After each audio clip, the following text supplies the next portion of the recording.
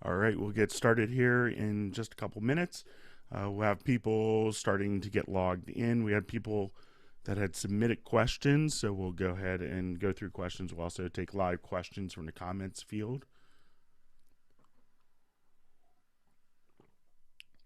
For those of us that are watching it live, if you want to feel free to introduce yourself. If you have questions, go ahead and enter it in the comments field, and we'll try to get through as many questions as we can.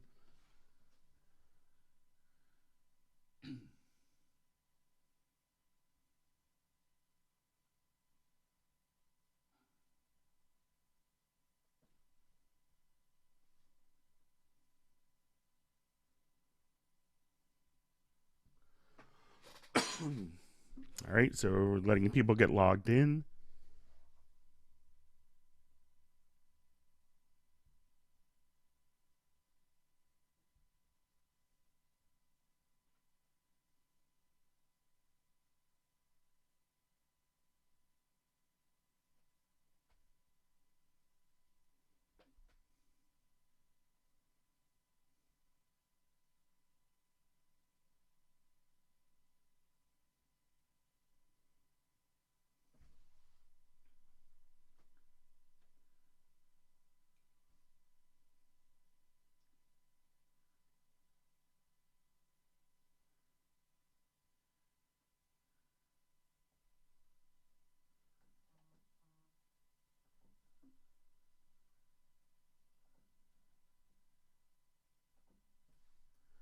All right, we'll just go ahead and start collecting some questions and we'll get started here in a couple minutes.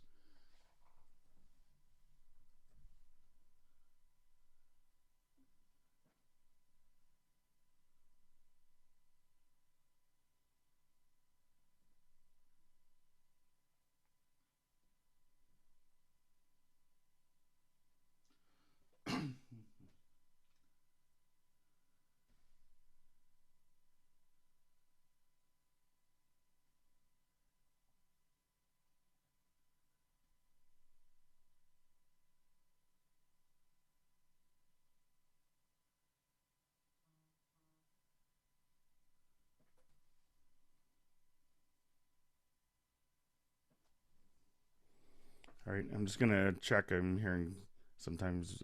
Just want to check the audio, make sure it's coming clear.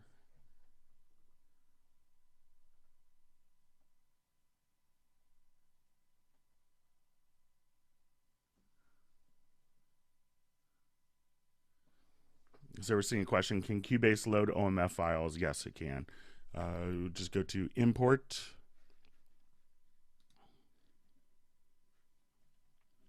and then select OMF.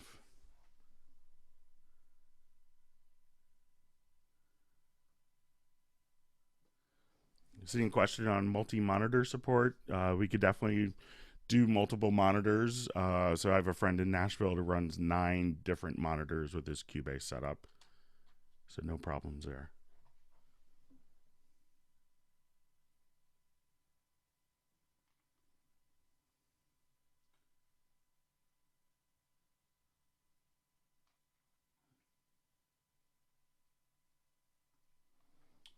I'm seeing comments on doing Black Friday's updates from 8.5. I think the 9.5 was just released a week before, so they may not be doing discounts on it.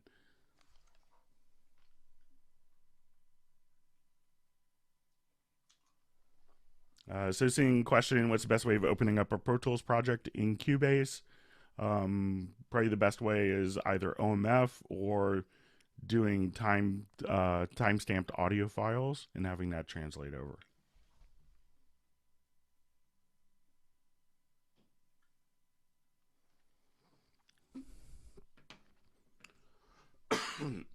So we're seeing a question real quick about customizing transport size.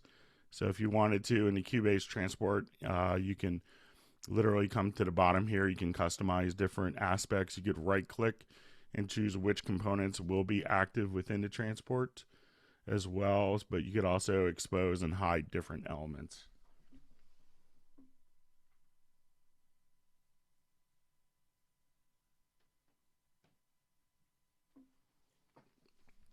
So we see a question on we've had a lot of people migrating over from Sonar, and a question: when does the crossgrade offer end? I believe it goes through the end of the year.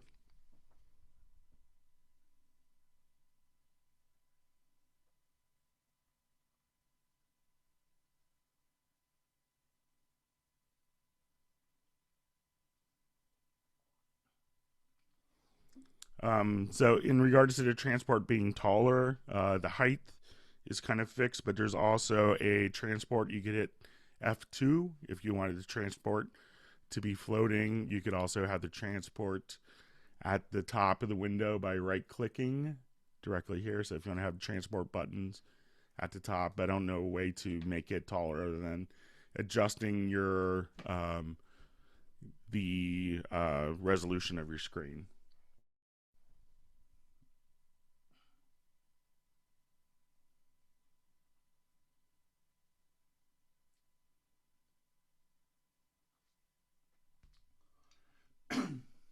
All right, so we had just lots of questions coming in.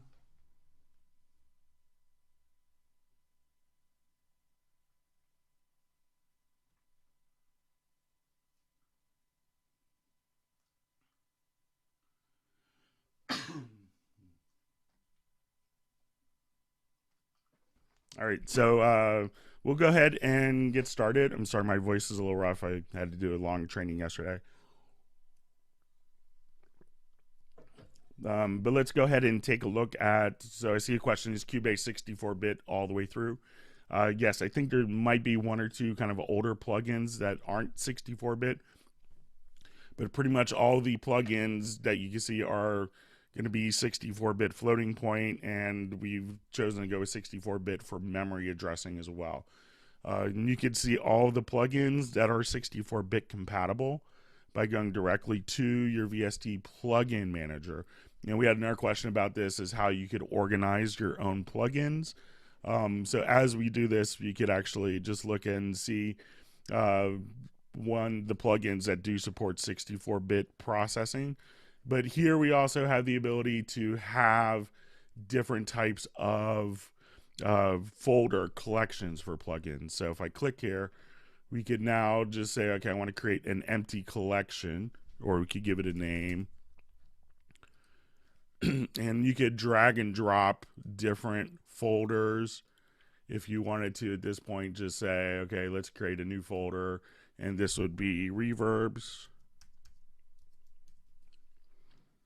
And now if you wanted to drag and drop plugins directly into your own customized folders, and you do this for instruments as well as different plugins. So when you go to actually find different plugins, you could now as you go to your inserts at this point, you could just choose here, and we could choose between the different. So this is my my plugin folder that I organized with all my favorite plugins. This is my default.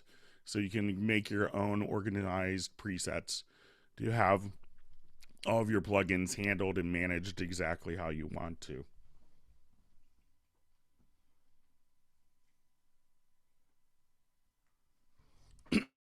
So with the, we had a question: can you explain the 64-bit processing in 9.5?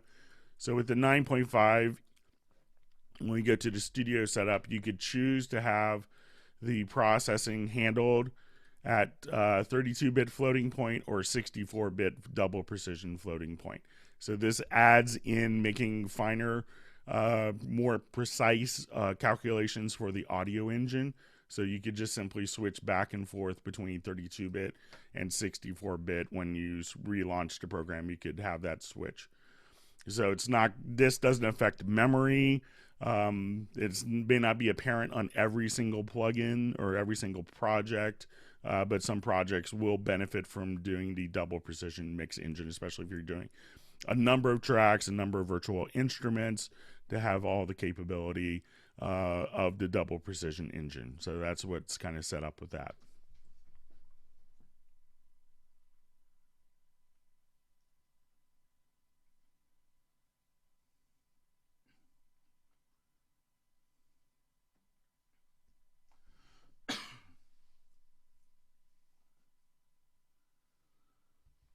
Okay, so I see comment, many people are using Ableton for live performance. Is Steinberg going to look into that?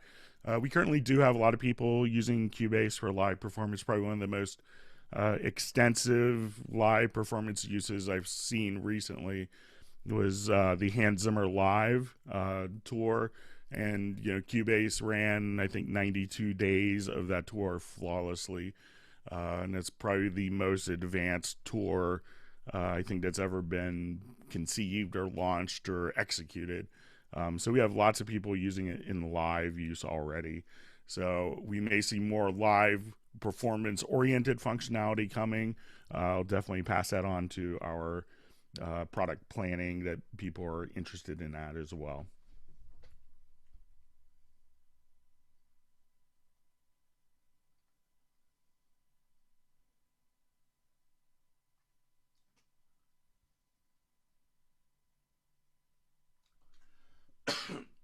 All right, so we got a question about the metronome and being able to get the metronome set up to here. Someone just switched from Cubase.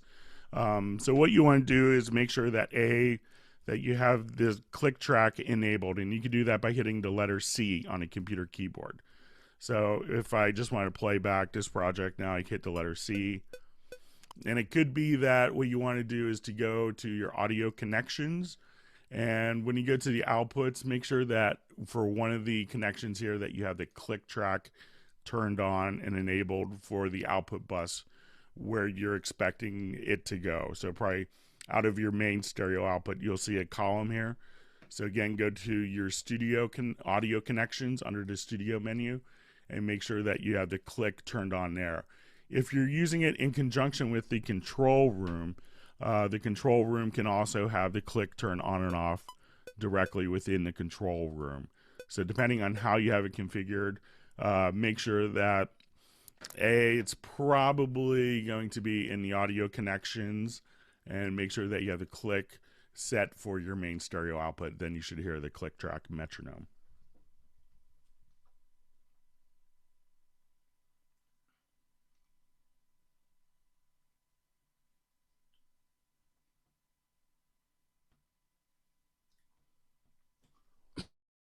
All right, so we had a question kind of about audio warping and some of the stuff, and we had some questions on tempo manipulation. So let's say I wanted to take a particular track that wasn't lined up with a click track.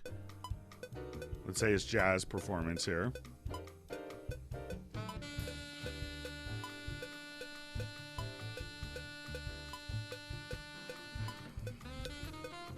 So what I want to do is I'm going to just select the overhead track here. And let's go to the project menu, and I want to do a tempo detection. And what it's going to do is figure out kind of what the tempo is, and you could do various tracks, MIDI or audio. At that point, we could listen to it now.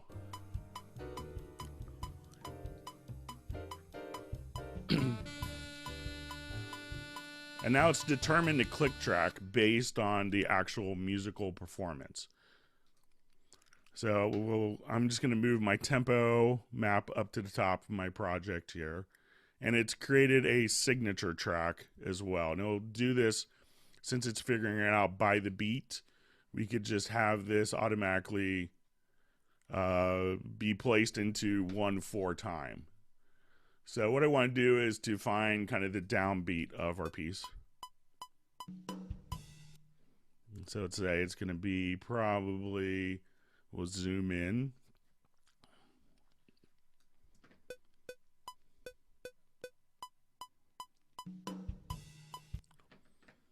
And I'll just have this automatically.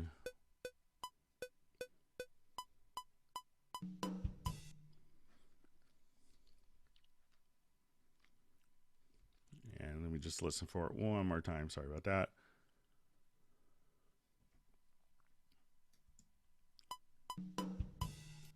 Okay, so kind of right on the downbeat here. So we'll just put that as a 4/4 bar. And as we go to listen to it. So what we've done is we figured out kind of what the tempo is for every single measure of the music. And with this, we had some questions on kind of what does audio warping do. So at this point, I could take all of these files, select the files, and I will go to under Advanced from the audio menu to set definition from tempo. And what this is going to do is embed the tempo information of every single track directly into the audio files. So instead of having one static tempo, what we want to have is a number of tempo changes for every single beat that are now embedded directly within the audio file. So at this point, we can see our tempo is around like 140 to 144. I'm going to take off my tempo map. And if I just kind of type in a tempo,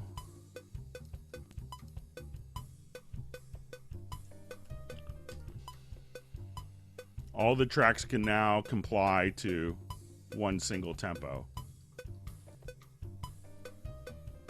So let's say I want to make it 136.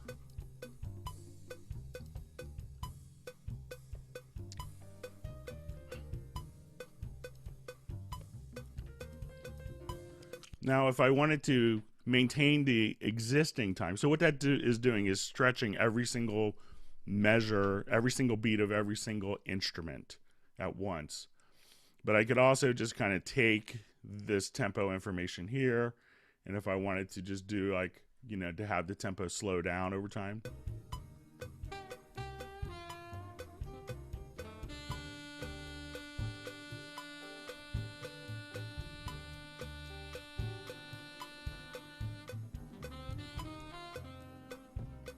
And then we can have it kind of go back to the original tempo.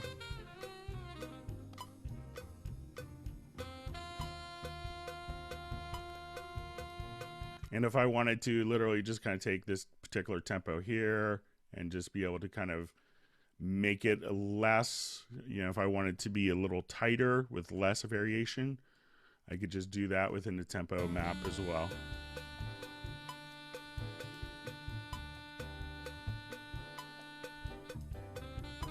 Or if I wanted to raise the tempo of this piece overall.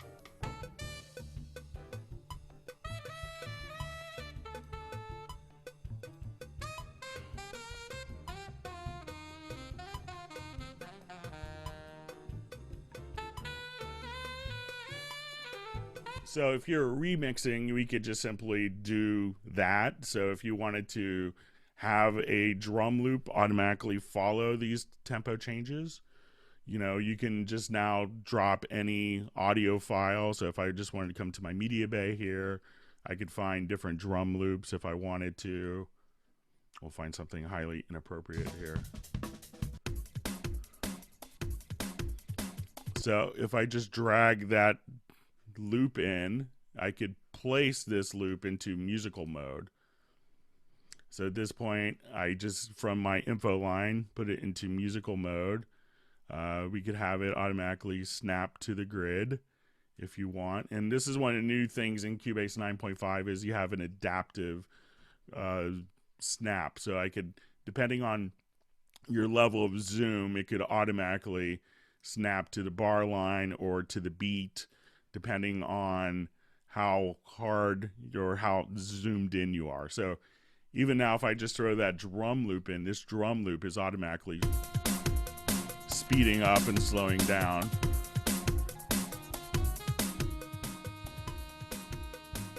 To match the tempo that was extracted from the original performance.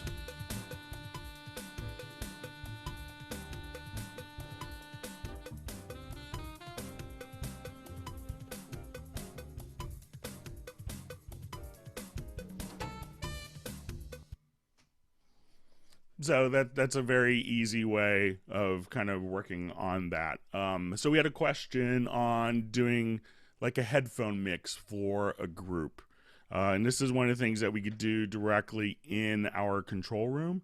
So let me just open up a project here. So I have this project, and we have multiple projects open in Cubase. We can drag and drop projects between different, you know, files between projects. We could import between different projects as well. So let's say in this case we have a live band where we have drums, bass, and drums, bass, guitar, and vocals. So we'll go ahead and just take a quick listen to it.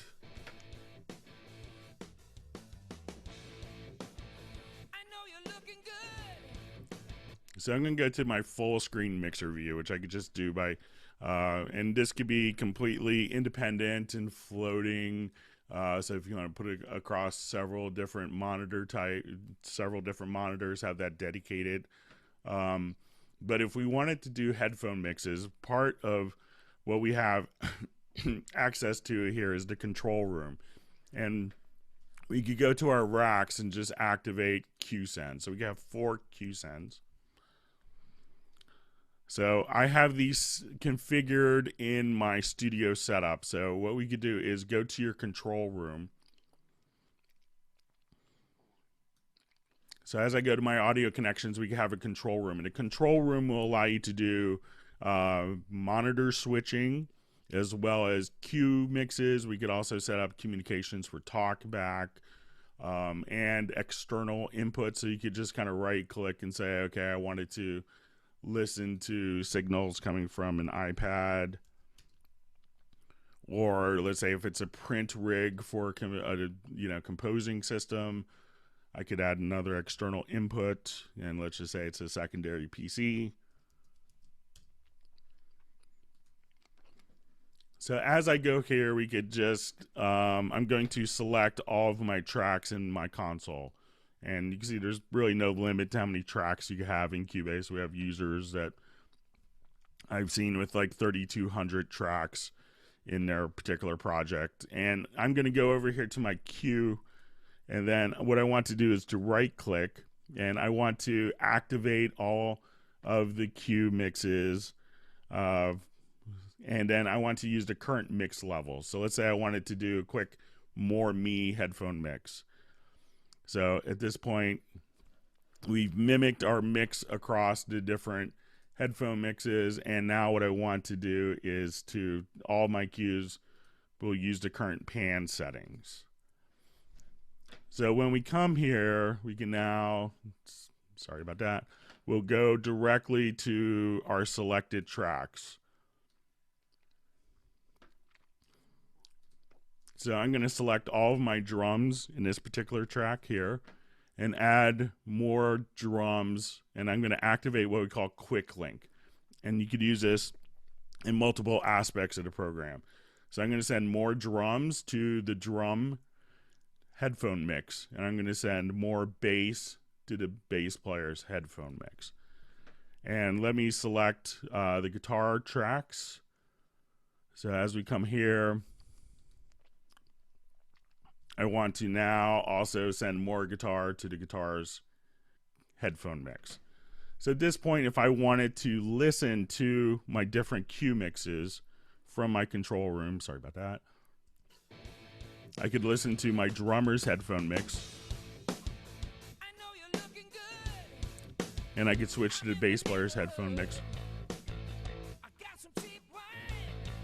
And the bass player's like, I need more of the bass in the headphone mix, or if you want to listen to the guitar headphone mix.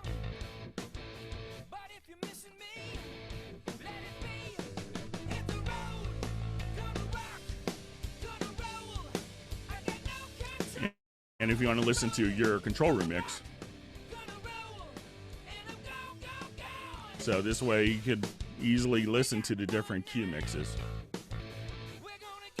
And you could also do stuff like, I wanted to come here and in the cue mix for the vocalist, I don't want to have the actual click track being sent in because I don't want to have that bleeding through the headphones and recording it on my Neumann.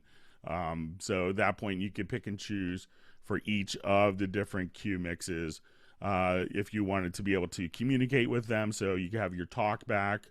So you could say, oh, okay, this is all great. And if you don't want the guitar player to hear what you're saying, just simply disable talkback per cue mix as well.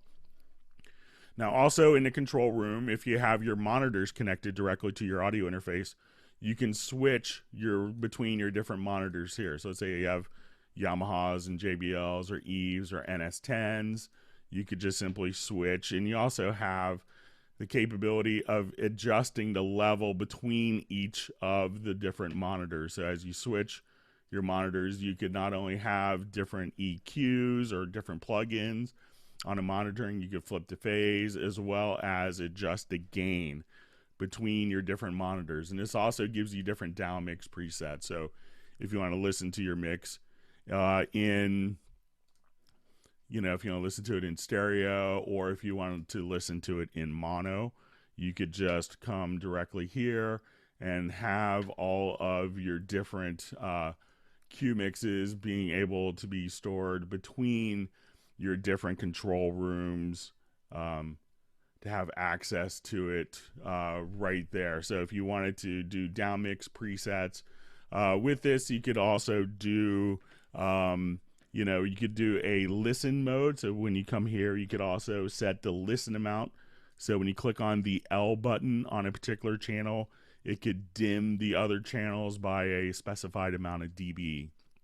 So this will give you kind of a lot of capability directly with the control room to have access to not only Q mixes, but monitor switching, and to apply different functionality right there. So that's an easy way of setting up headphone mixes. We also had some questions on setting up like what we call workspaces. I think they're maybe called screen sets or different programs.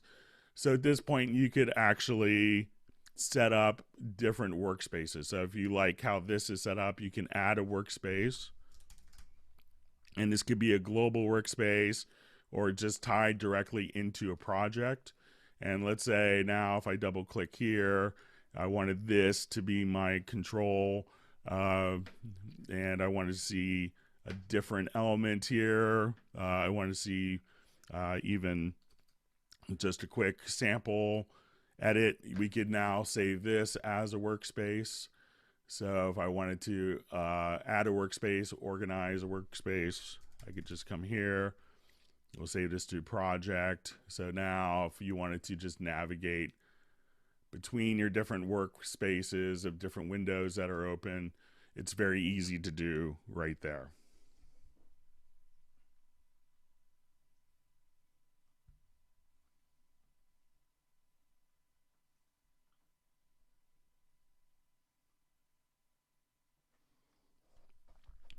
All right, so if you want to, I see a question on kind of zooming and some zooming tricks. So let me just jump to another project here.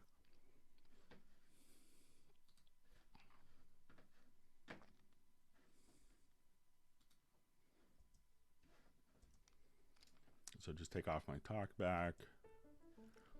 So if you wanted to zoom tracks, there's a number of different tricks that you could do. So if you wanted to just hold down shift key, we can zoom all selected tracks like this. We could make one track taller. If you wanted to zoom kind of horizontally, an easy trick is to just move your cursor in the grid line here. And if you wanted to just hold down like your Alt or Control key, I think, let's say if I select these tracks,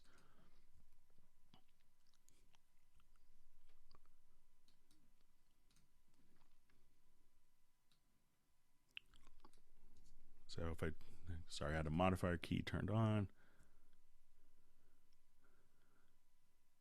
So if I just wanted to zoom vertically like that, we could do that. Now we could also just grab your zoom tool, and if you wanted to just zoom particular areas, and there's some preferences that you can set up. So if you hold down like Control or Command, we could do that. But if you click in the blank space, you could also just kind of have your unlimited with the zoom tool.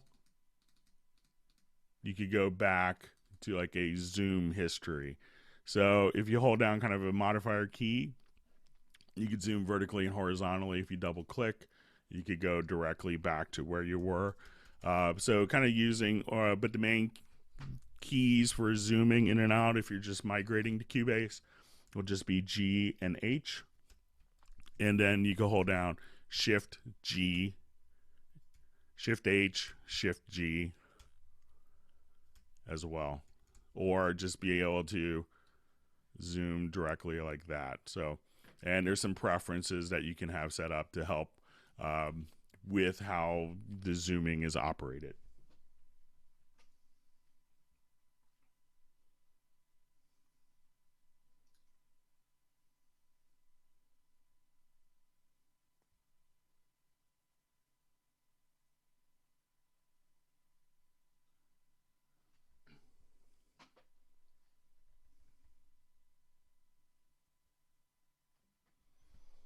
So I'm seeing a question, what is the ETA of getting Cubase? You have the licenses in the mail.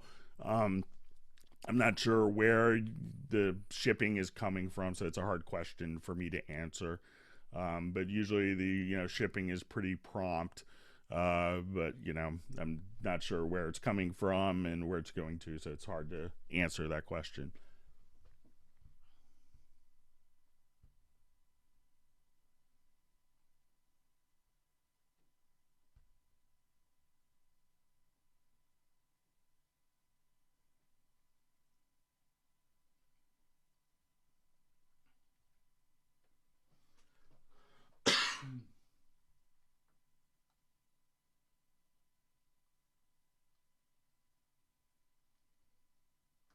Just reading through some questions. God, bear with me for just a second. We have lots of questions coming in.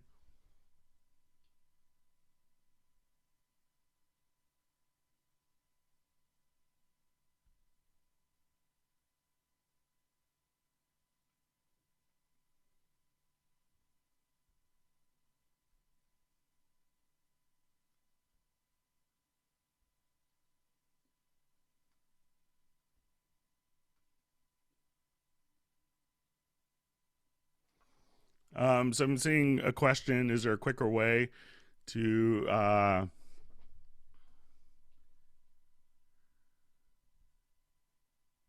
create a bus channel from the mixer? I think it's pretty easy to just come right here and you could right click and add a group channel to the selected channel. So I think that's pretty straightforward to do. So it's really just one click away. So again, within the mix console, you could select a particular channel here, right click, and this is also just set up for keyboard shortcuts as well. So if you wanted to just add a group channel, and there's a keyboard shortcut to the selected or a VCA fader to the selected channel. So I think that's pretty straightforward to do. So a lot of people miss that functionality. And we had some questions kind of regarding keyboard shortcuts. So when you go to key commands, one of the cool things that it's available in Cubase is the ability to modify and change all of your own keyboard shortcuts. And if you wanted to, you could actually create macros. So if you wanted to, automatically, if you find yourself doing the same type of edit repeatedly over and over again, you can just simply create a macro and then have a keyboard shortcut that in fact triggers the macro if you wanted to. And there's also different plugin presets. Since we have a lot of people that are migrating, you could actually just come here into key commands, and there are presets from Logic, Pro Tools, as well as Sonar key commands. So we realize that sometimes people will have muscle memory, but if you wanted to modify your key commands to work with how everything is set up, and you could have your key commands for Workspaces as well. So there's no problems organizing that. So Cubase is very proficient. I think there's over 2,500 functions that could be addressed through user-defined key commands. So real power users will just simply build their own keyboard shortcuts.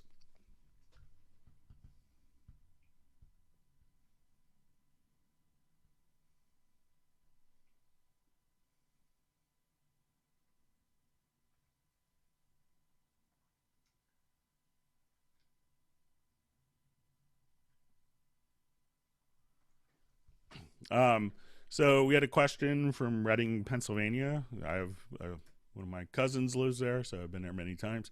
On just doing automation with third-party VST plugins. I don't think I have any VST plugins that are third-party on my system, but how to automate them. So if you wanted to come here, all you had to do is literally just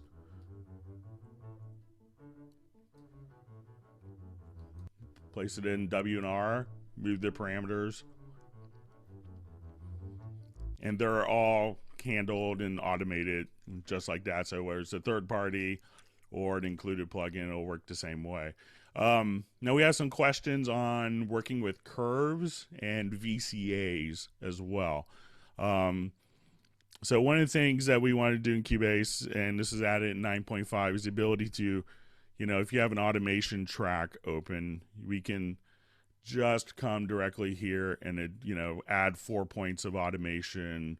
So if I want to do a quick bump, just like that. Now, we could also just kind of grab the edges here. So if I wanted to do a fade in all the way up, and anytime that I switch now, let's say to my object selection tool, at this point I could hover over any two automation points and be able to adjust the automation accordingly. And if we have changes in the values like we have here, we can now just draw in your Bezier curves just like that. So if you want to have curved automation, and one of the things that's really handy with this is if I have this track selected here, and if I choose to add a VCA fader to this particular track, and again, this is something you could just do, and I just right click, so say add a VCA fader to the selected track, and at this point, if I draw in like a VCA fader curve, I could just go to my line tool, and we could see that the VCA, how that would affect the actual curve here. So we can see an indication of the VCA with the file here. Now the VCA fader will be green, and you're going to have the option to, if you right click, to combine the automation from the VCA and have that automatically correlate to the automation as well. So it's very, very easy to deal with different curves. And so if you wanted to select, a number of different automation points and say, okay, I just want to take this and have this be, more slanted, or I wanted this to all go down. Now, in addition to that, we could have clip-based volume control. So if I wanted to just, let's say, split a particular note here like this, at this point I could just raise or lower the volume here, and this will actually happen pre-fader. And just some of the simple audio editing things that a lot of us in Cubase will take for granted. Anytime that you select a clip, if you wanted to do a fade out, if you wanted to change the ending position of the clip or the beginning position of the clip, or if you go to the upper line here, we could just adjust the gain. You get an additional 24 dB of volume. If you grab the pencil tool, you could also just draw in kind of volume changes directly on the clip itself. So what we see on the clip is pre-fader, and this could be post-fader, depending on how you, and this will be the fader automation as we see this. As I move an event, you can have the automation automatically correlate with that event as well. So if I love this particular, or if I just love this particular automation curve, you could just duplicate the curve if you wanted to. So kind of very easy.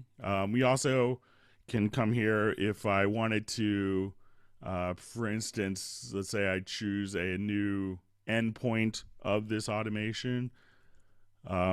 We could hold down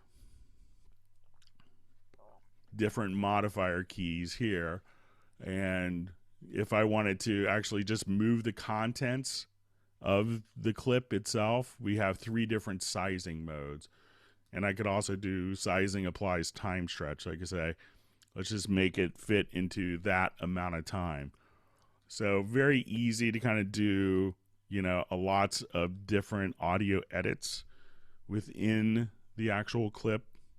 And if I wanted to slip the audio within the event itself, we could do that. So if you have like someone that came in just a hair late or a little bit early, you could just hold down the Alt and Control keys and just slip the event like so. And the beauty of this system is everything that we've done, we could just go to your edit history, and we've done 33 edits, and at this point we could just say, I just want to scroll right back to edit 1, and you have unlimited levels of undo, kind of handled that easily.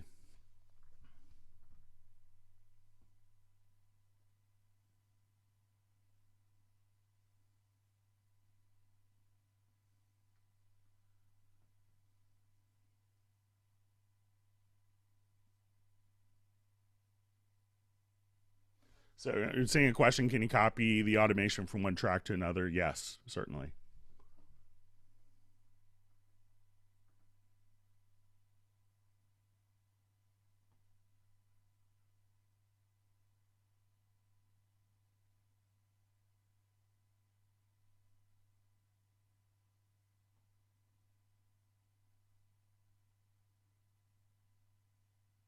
I'm just reading through some comments. Sorry, I kind of skipped down. Let me just go through some of these.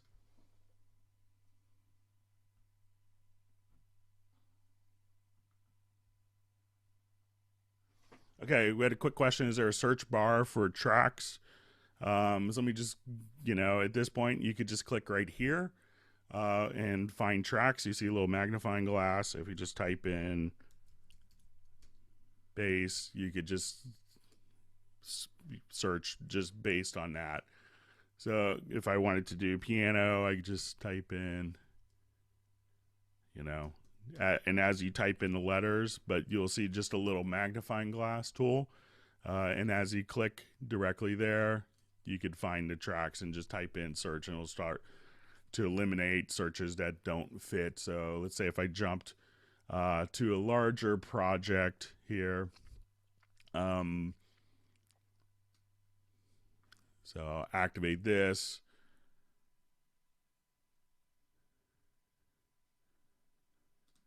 And let's say I just want to find guitar. I just type GU, and it'll then filter everything else that doesn't fit that way. So it's a pretty intelligent search for different tracks.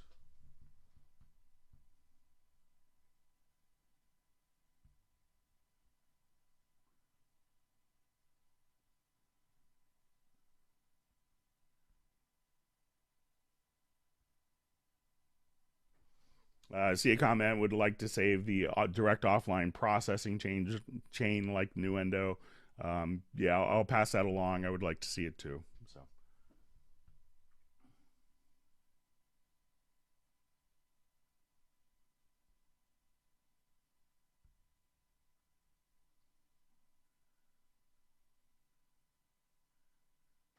So we see a question getting back to the keyboard shortcuts about, can keyboard modifiers be customized? Yes, they can.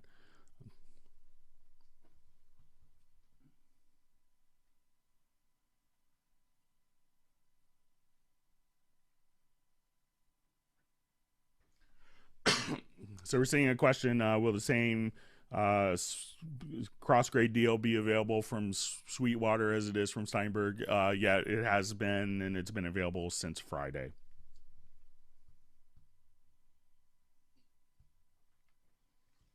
So a question, and I kind of mentioned this in the comments earlier, but I know there's a lot of comments.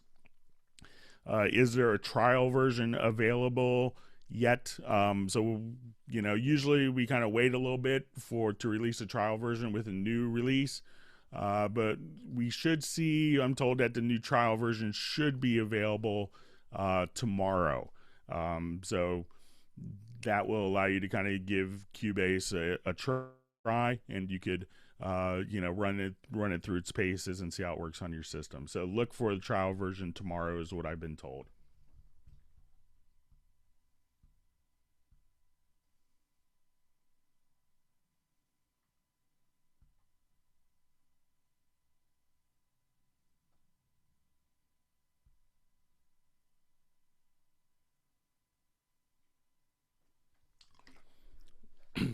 All right, so I'm seeing, is there a quick way to put all the faders at 0 dB? Let's see if we can just give that a shot here. So I'll just activate quick link.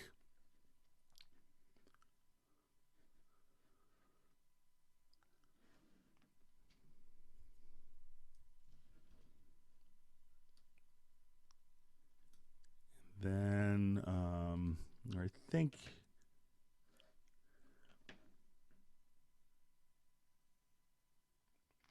there might be a reset.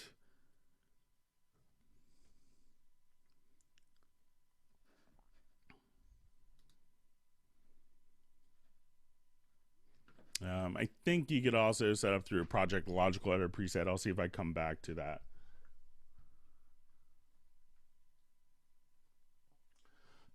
All right, so we have a question about importing projects from other DAWs and exporting projects to other DAWs from Cubase.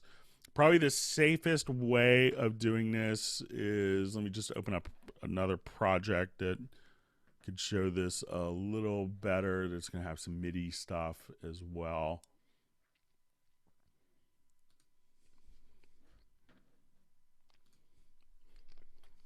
So, you know, Cubase will do OMF files. That's a great way. People will be able to, you know, transfer MIDI information via standard MIDI files. That works reliably. The safest way is to be able to render all of your files easily in Cubase. So one of the things that we have is we could come directly here, and when we do our export audio mixdown, and we had questions on what file formats were supported. So when you go to export, you could have WAV, AIFC, AIFF, MPEG layer 1.3, so that's MP3. It's the Fraunhofer codec that's included, I believe. We have FLAC file, OGG Vorbis, as well as WAV 64 files. But with the channel batch export, what you have the option of doing is to take all of your output channels, your group channels, effects channels, as well as your VST instrument channels, audio channels, of course. And at this point, what you could do is a batch export, and you choose the location, and what it's going to do is basically render all of the audio files, all of the elements in the project to be equal length stems. So that's kind of the easiest way to, you know, take this and turn everything into a stem file. And if you get projects that are time-stamped from other programs, really generally all you have to do is you could import all the audio files, and you could right-click and just say move to origin, and that would place that audio file at its timestamp. So dealing with, you know, time-stamped WAV files on the audio side and MIDI information works reliably to get back and forth. You know, obviously there's no kind of universal way of transferring, you know, different types of media together. So some companies have been hesitant to want their files to be so easily transferable. So that's kind of what we have to work with. So most of my friends and producers, when they deliver, you know, they don't want to deliver, you know, necessarily the recipe of how they created all their projects, but what they do is just deliver stem files. And that's pretty common, and it's easy to do with the under export audio mixdown, just enabling the channel batch export, and that way you can make stems just, you know, super fast and easy.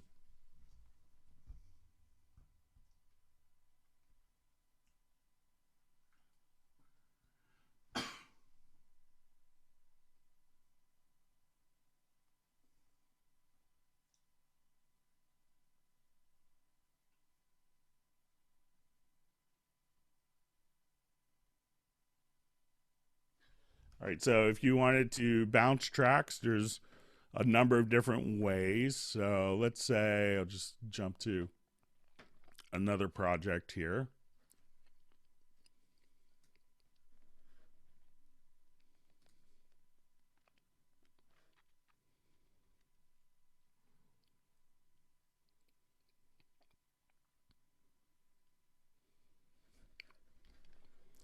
Okay, so let's say if I had like, just some MIDI information.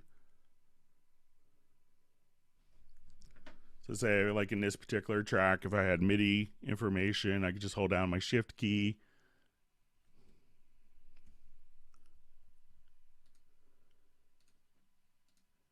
And then one of the quick ways of rendering that to an audio file is just to right click and go to render in place. And there's a number of different settings that you could have here. So you could have it as separate events, block events as one contiguous event.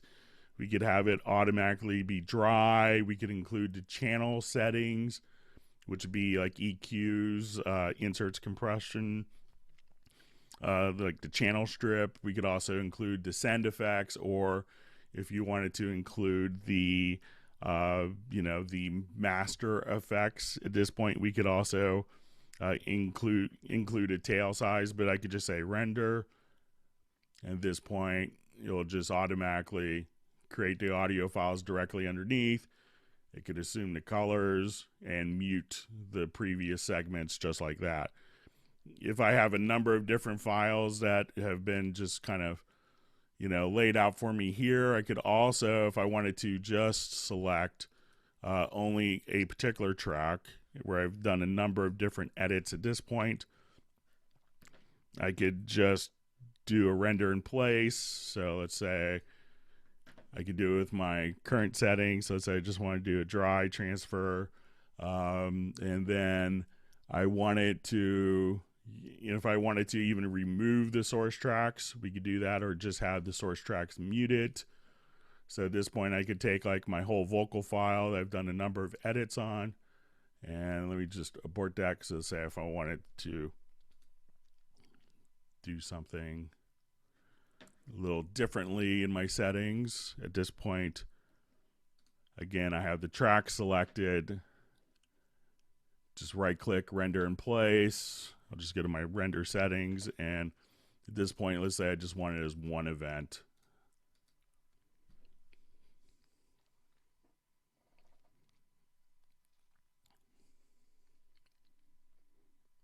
And now I could just simply have that as one event, and there you go. So it's pretty fast. So there's a lot of flexibility with inclusion of effects or not effects, or inserts but not sends, and not master effects. So a lot of flexibility there.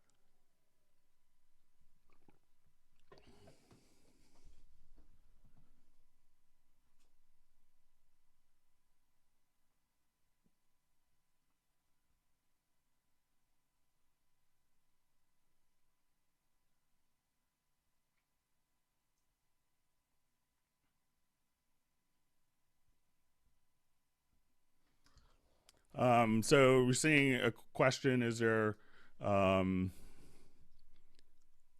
just,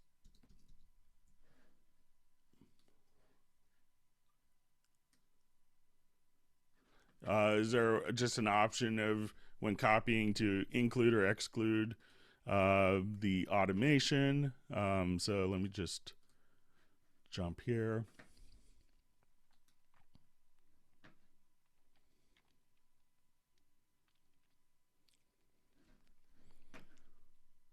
So one of the functions that you would see here is,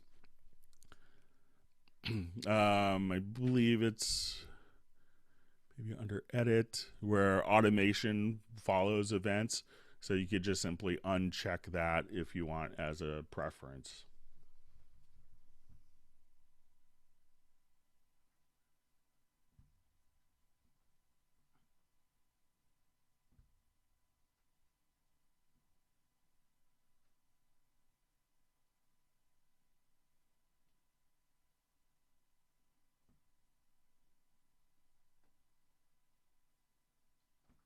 Right, just reading through a couple comments here.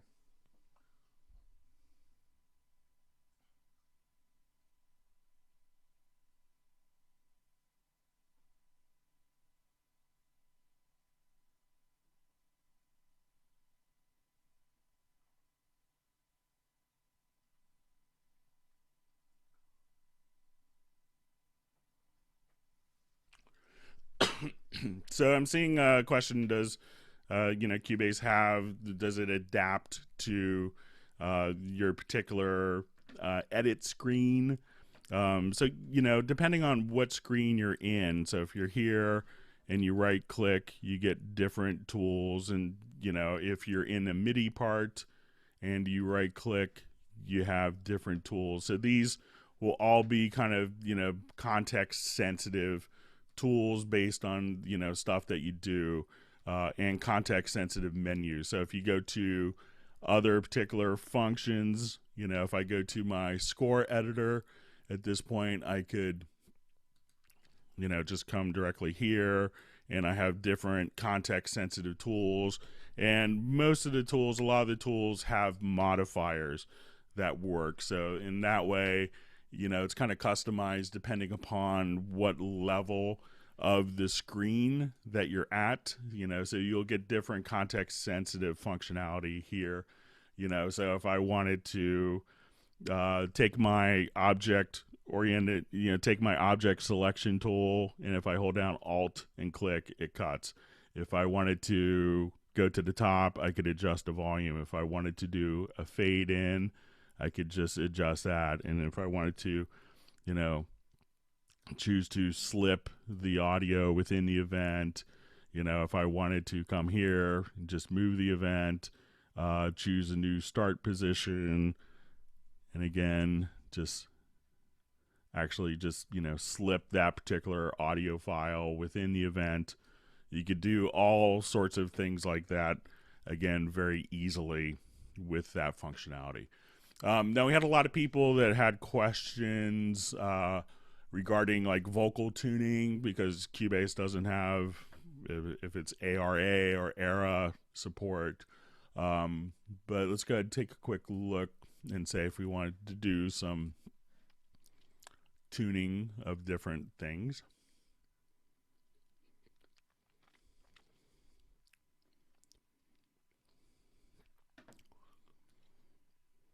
So as I wanted to look at a particular file, I could double click and launch this directly into my sample editor. If there's preferences where you could go into an independent floating window if you wanted it to. So if you wanted this to always be your mix console fixed here and your different sample editing functionality here, you could do that.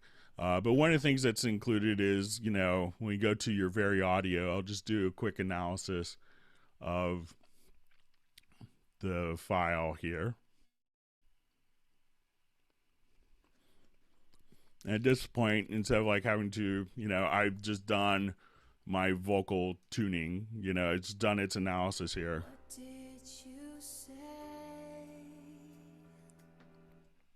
So let's say if I wanted to, zoom a particular range, I could just kind of do that. So we'll just, again, come here and we could have your different segments. We could zoom in here on the lower corner as well. So let's say, What did you say? so you can see the piano keyboard here. If I wanted to, select a range of notes, I could do that. And if I wanted to quantize the pitch, at that point, it's very easy to do. If I wanted to, What did you say? let's say I wanted that note to be shorter, I could just grab that and we'll change the pitch. Did you say? And if I wanted to adjust the vibrato of that, we can just You say? You say? You wished it all away. and if you wanted to be able to adjust, different parts where maybe at the end of a particular phrase where the singer may scoop up a little bit or they scoop down and go flat, you could just double click and just take that pitch directly there. You could also hit the tab key and go to segment mode. So if you wanted to, split a particular word or make a segment here and say, now I just wanted to do, adjust the vibrato just on that particular ending part or working on transitions, we could do that very easily and just be able to do, very fast vocal tuning this way. Now, if we have a chord track, we could just literally just kind of come there and that will take care of a lot of pitch corrections. But you could also colorize if you have something like a chord track, and where you could see red notes which are out of key, green notes that are within the chord, and blue notes here. So let's say I'll show you just a little bit of chord tracks, because this can tie in throughout the program quite easily. So as we look at chord tracks here, let me just open up another project.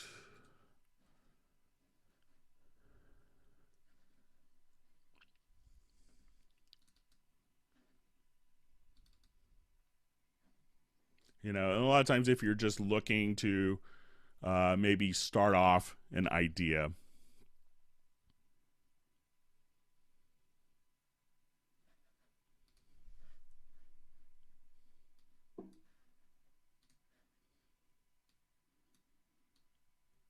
so say I'm just starting a song, and maybe I have like a drum loop. So I have just a Rhodes patch loaded up here into my Hallian Sonic, and I could just say we can add a chord track just by kind of clicking here and choosing chord track.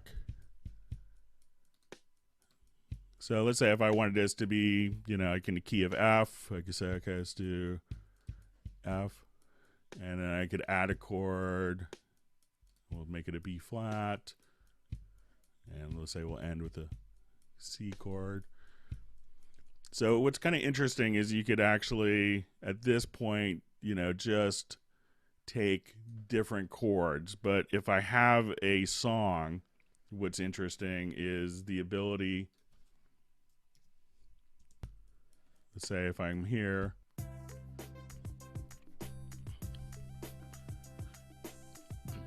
and if we look at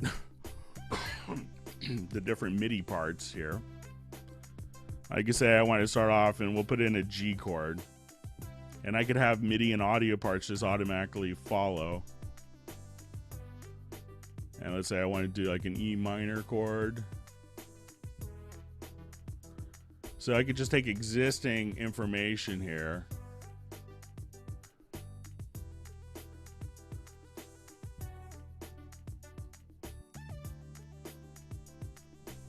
and if you wanted to transpose your ideas here, you could just kind of change your root key. So let's say you want to be in the key of E.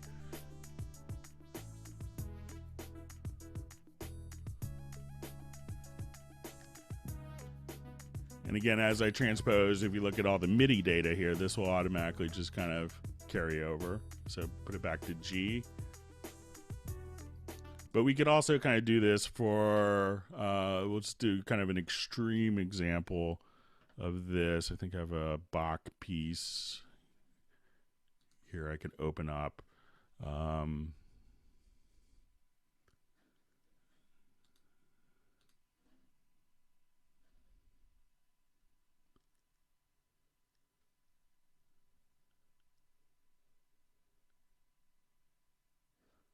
So here we have a Brandenburg Concerto.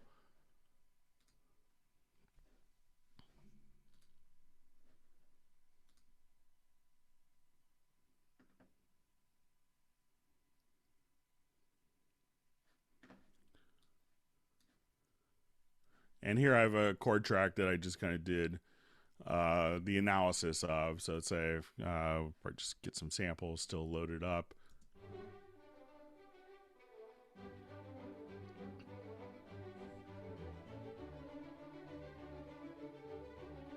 So let's say if I wanted to take that and make those from major to minor, I can now just switch that, and all the MIDI information will just switch.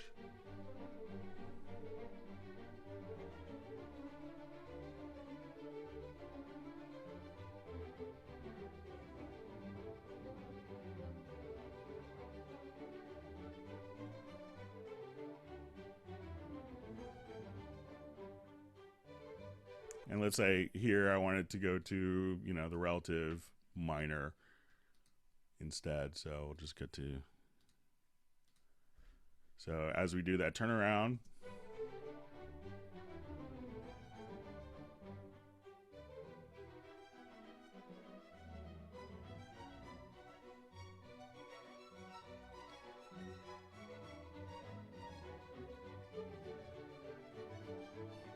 so you could do like very creative stuff where you could change audio, like monophonic audio, as well as MIDI information following the chord track.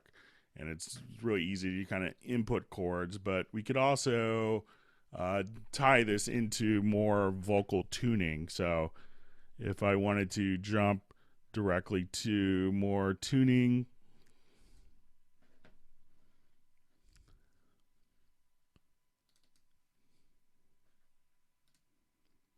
and let's say, for instance, I didn't know what actual chords that the, you know, the musicians were playing from, and at this point I could just take my piano part here, so I could look at it, you know, directly in my piano roll editor. I could also look at it in my score editor. And one of the cool things that I could do is, let's say, you know, as we listen to this, let's say I could actually right click and go to chords and tell Cubase to create chord symbols, and it's going to make a chord track based on the piano part here. So we have our chord track laid out for us here. Now when I wanted to do tuning, we'll just open it up in its own dedicated editor. So at this point, I could see green notes, blue notes, because I've colorized, and I can do this in the MIDI editors as well. Excuse me. And I could colorize based on the chord track. So when I come here, my green notes are in the chord, blue notes are within the scale, and red notes are out of the key. So if we play,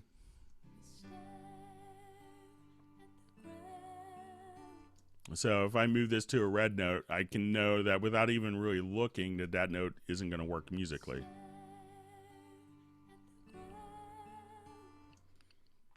Or if I wanted to now just come there and move it to a green note,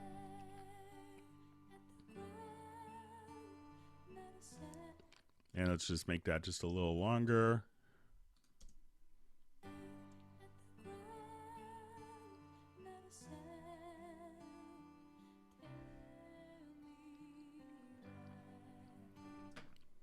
So now when we get into a really interesting part of the integration, so let's say where she's saying, tell me why.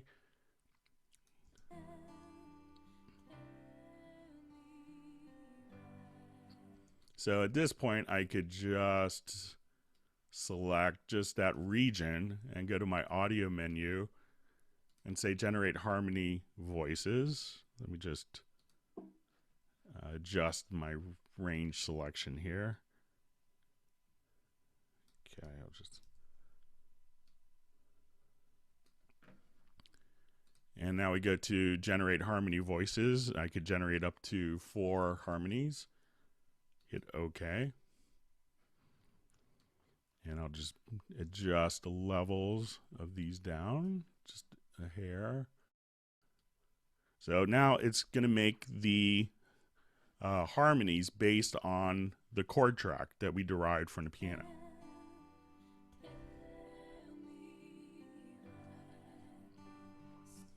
And now if I wanted to select all of these parts, I can now go, we'll show this in the big editor.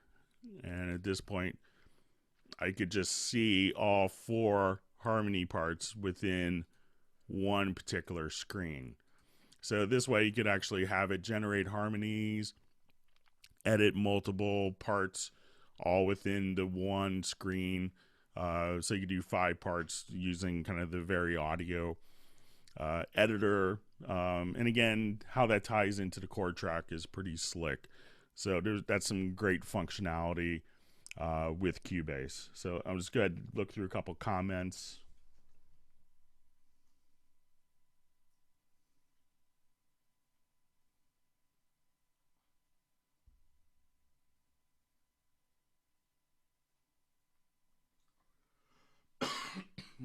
So just see a quick question: is there integration of Wavelab with Cubase? So really, all you'd have to do is when you go to your audio menu, you can say Edit in Wavelab. Wavelab will launch in the background.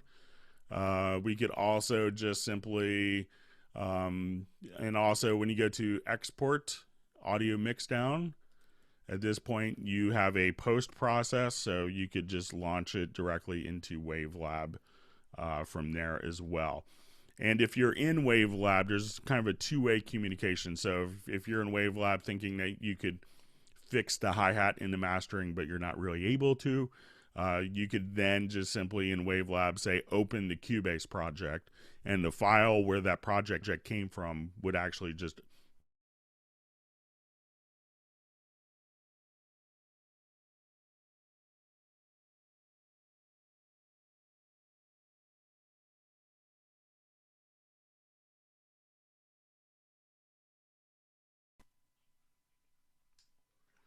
So I see a question relating to the trial version. Will we need a dongle to use the trial version? So generally there's a Cubase Elements trial version that requires just a softie license, or that doesn't require a dongle. But for the Cubase Pro, you'd probably need to have the dongle for the Cubase Pro 9.5 trial version.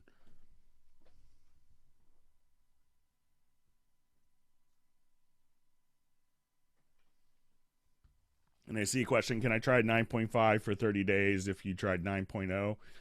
Yes.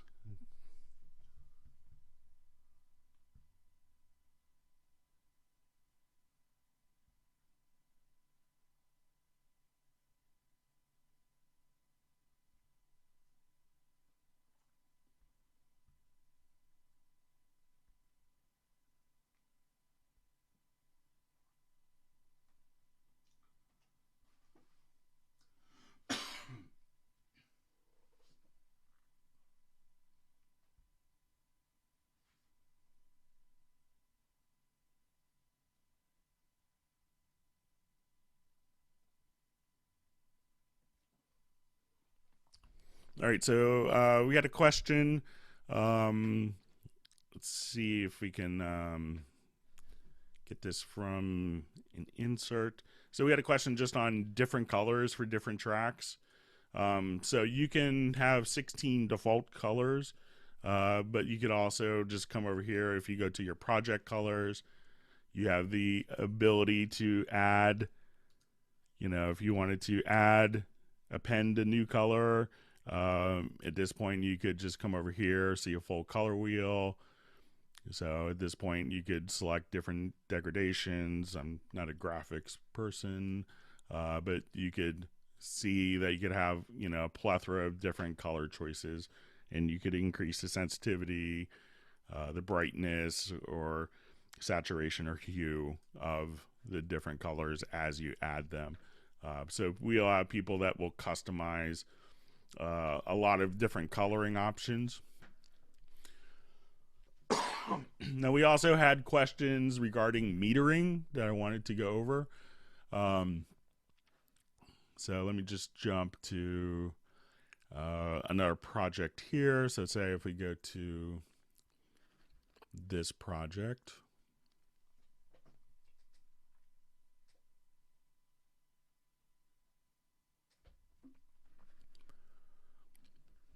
All right, so we had some metering questions on, and there's kind of different metering choices that are available. So if you wanted to see, if you right click, you could access your metering directly here as well. So let's say in the mix console, if you wanted to, there's global meter settings. So you could hold the peaks. You could hold peaks forever. You could, if you wanted to meter input, post fader, or post panner, we could do that as well.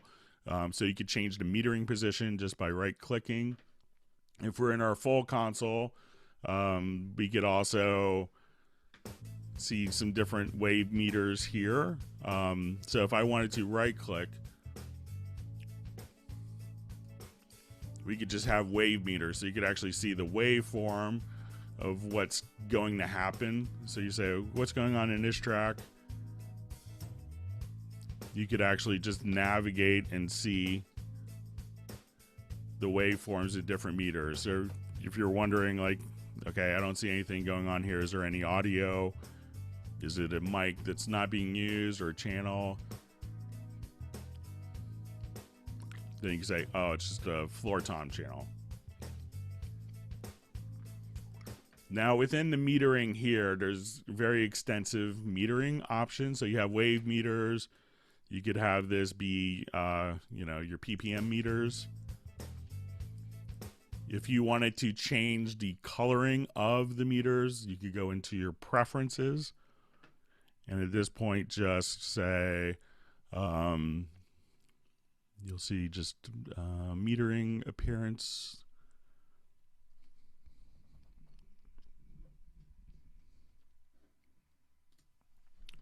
And you could change different colors for different metering points if you wanted to. So you have that option. On the master meter here, there's also the capability of seeing digital, full digital scale, DIN, EBU, so different broadcast standards. If you want to see British, Nordic, CAT System 20, CAT System 12, or 14. And then there's also loudness metering. So here you can see your loudness units or your R128 metering. And you could kind of set the scale. So if you want it for more for broadcast or more for Spotify, you can set your different metering scales here. So you could have loudness units, as well as if you switch here to your master meter, all those different metering types, wave and PPM meters. And again, different meter positions, kind of all visible. Plus you could have a different meter bridge kind of at the top here to navigate. So I hope that makes sense for metering options.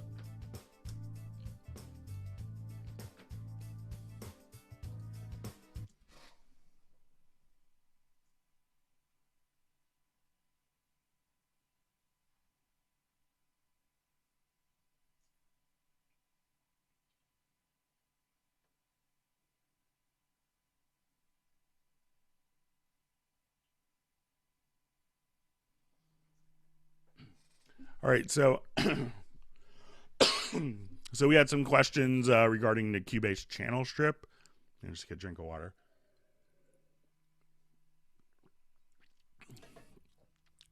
So one of the things that you have with kind of the overall Cubase channel strip, there's a lot of flexibility here. So let's take a quick look at this. So when we come to a particular channel here, at this point, you could have 4 bands of parametric digital EQ. And there's some handy kind of keyboard shortcuts for this. You could also just come here and let's say I just wanted to adjust this point. I wanted to adjust the Q on this particular channel. So four bands of parametric EQ. You're going to have a pre-section, and the pre-section would allow you to have, you could have different high cut, low cut filters. You could adjust gain here, so you get an additional 48 dB of gain, or cut your phase switch directly here.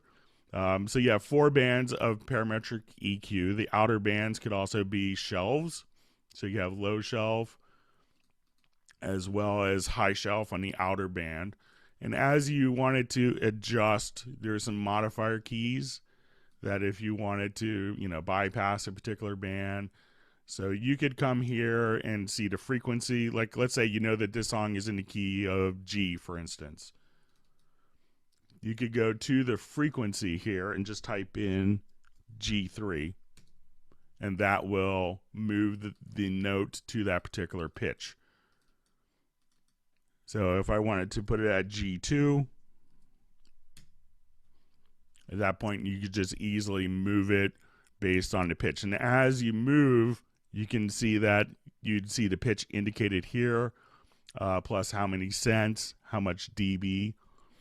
So if you wanted to hold down the control key, you could lock in where I can't adjust I can only adjust the gain. If you hold down shift, you could only adjust, or option, I can just lock in different elements of the EQ. So very easy to kind of dial in. You could also, say you're looking for an annoying frequency, you could also just right click and say invert the EQ, so you can just kind of notch something out if you needed to. Within the channel strip, we're going to have noise gate, 3 different types of compressors, as well as you have an envelope shaper, which we could think of as a transient designer. Sorry about that. Let me just...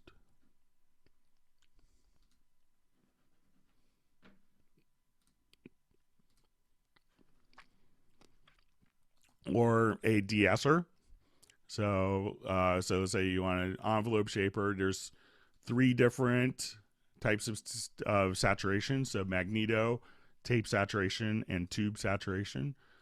So magneto is kind of a classic plugin. We also have 3 different types of limiters.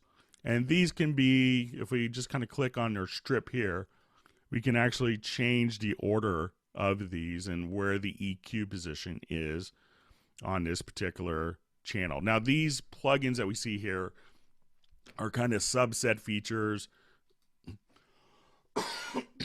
of different plugins that are available here as inserts. So if you wanted to go to your distortion, you could see your magneto. So at that point, you could have, if you wanted more control over different parameters, and you wanted to see kind of the graphic user interface, we could do that. So I could click here, see my EQs, my channel strip. And if I wanted the channel strip to switch the order of the signal flow, all I'd have to do is kind of click here, and that switches the signal flow order. So now we could have the channel strip before, or if you wanted the inserts to come first, you can pick and choose which signal flow order it is. So the channel strip can be changed as well. And then you could also have, side chaining on your different, compressors and noise gates. So if you wanted to have side chaining built directly for that, you could see exactly where it's going to. So if I wanted to go directly to no target, I could say now I just wanted to go to this particular, or this is going into a group. So very kind of easy to navigate and have, all of these kind of set up exactly how you want. On the right hand side, we'll have our EQ, or we'll have our sends. So if you wanted to route it out to different effect sends, and you could right click and choose if you want that to be, pre or post.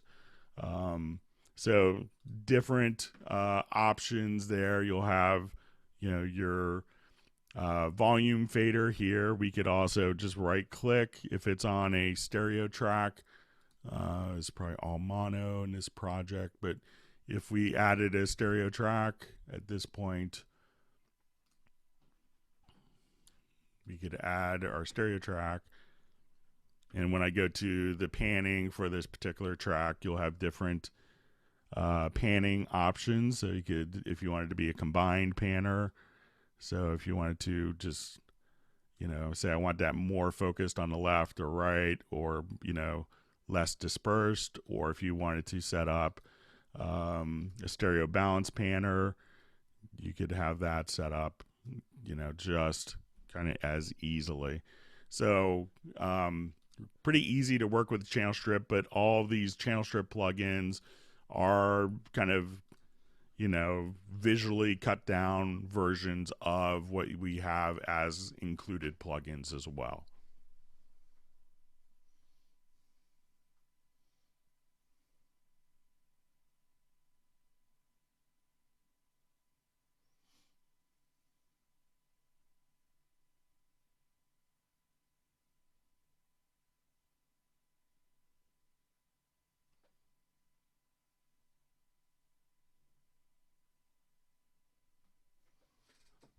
So we see a comment about VariAudio analyzing chords. It's really designed for monophonic audio at this point. Hopefully in the future we'll see chords and polyphonic audio kind of take part, but right now it's basically set up as monophonic audio.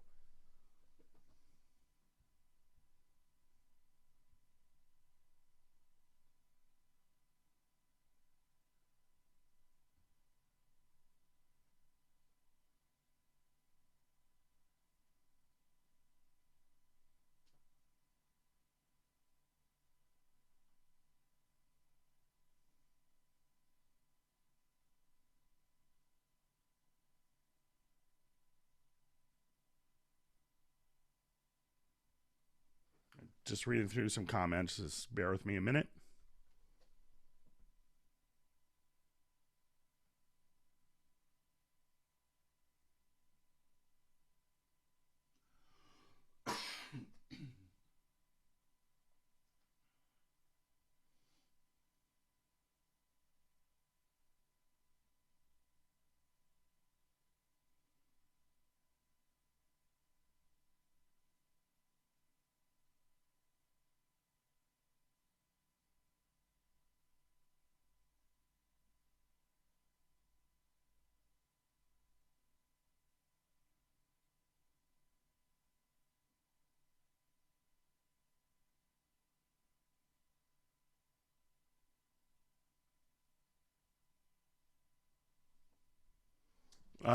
So I'm seeing a question about the demo song for Cubase 9.5, and if you go back to your My Steinberg account, you should be able to download the demo song through the Download Access Manager.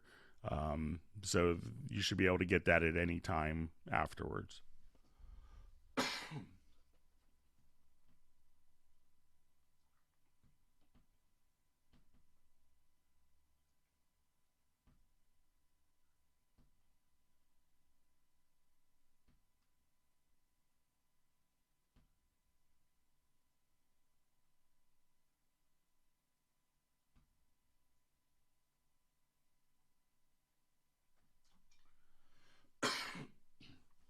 So I see a question: if I purchase the Crossgrade through Sweetwater, do you have to buy the dongle immediately? You don't have to, but you probably won't be able to activate the license and use it until you have the dongle. But it doesn't have to be purchased together. A lot of people will buy it together, have the dongle shipped to them, and kind of get access to all documentation and everything. But they don't have to be together, but you would need a dongle to run the license.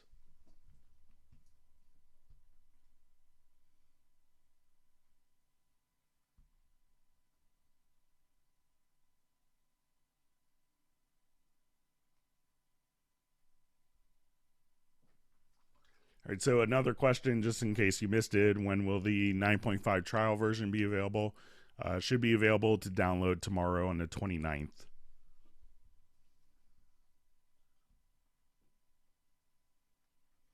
And comment that you thought that the Crossgrade comes with the dongle.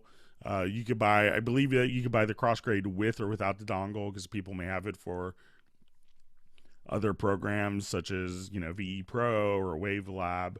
So I think when you purchase it, you could buy it with the dongle, or you could buy it without the dongle if you already have one.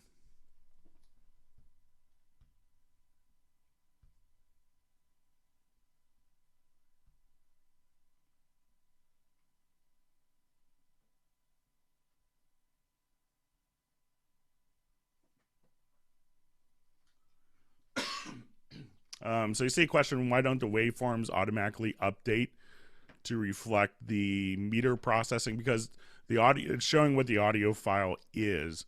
It's not necessarily showing what the process is. Now, if you wanted to do that, we have something called the direct offline processing. This could be, so we'll show you this.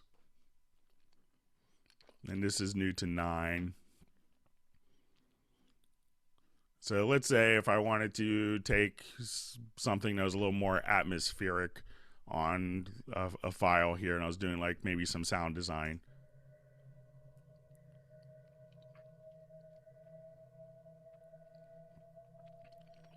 So what I could do is I'm just going to select just a range of that file and then hit the F7 key. And now I could just pull up different processes. So at this point, I'll do a fade in. You'll see that it will immediately react. The waveform will immediately react to the changes that I make. If I wanted to now reverse this, let's say if I wanted to flip the left and right channels, I wanted to add more gain. So this is actually processing the audio file as opposed to the inserts, which are just basically processing the audio file in real time. This is applying that process. And if I want to do something interesting, such as, let's say, a pitch shift, and let's say I set a range of 12 semitones, and I just want this to pitch shift up. So at this point, I will go ahead, and that's already been processed. Now I could listen to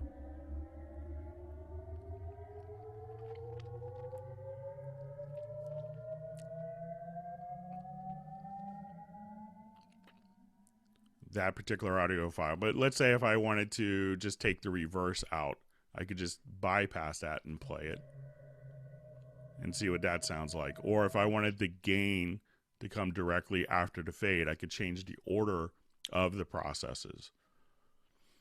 So very powerful, very easy. And if I wanted to make this permanent, just right click, I could do that, or I could delete all the files.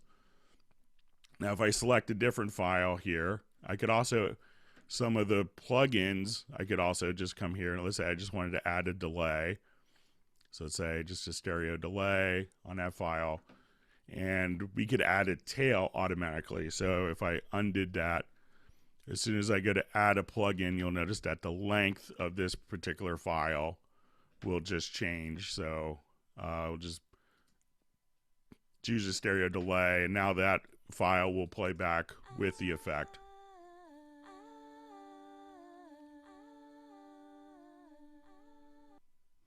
And you could adjust the tail accordingly. And let's say if I just have a guitar part, I could come here and I don't have to have it, excuse me, on auto apply. So as soon as I come here, I could just process through different plugins. So let's say I want to go to my distortion, I want to go to my VST amp rack. And let's just call up a quick preset. So if I wanted to, just come here. So if I discard that, I could listen to my direct guitar part. And let's audition through some of the different VST amp rack.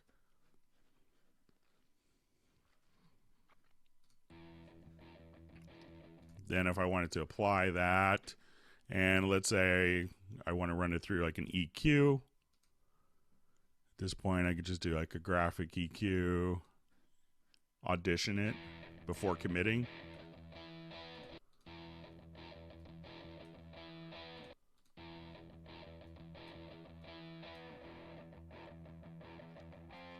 And hit apply. And if I wanted to auto apply like another plugin, I could just throw on like a flanger, something like that. And now at this point, I could just play back the file. And if I don't like one particular function, take the flanger off, tweak. And as I make the changes here, it'll just automatically adjust that. But now the great thing with this is a lot of times people don't work this way because you're destructively modifying the audio file. But at any time, I could just come here, even after saving the project and opening it up 10 years later, I could go back and delete all the processes or just a single process or modify it as I see fit. And this also, you could do this very easily. I want to take a number of drum tracks here.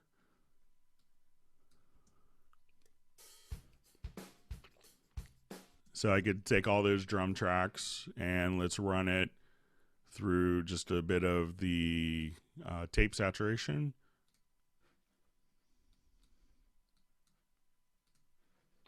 All right, and we can see that those have all been processed now. So as I play back,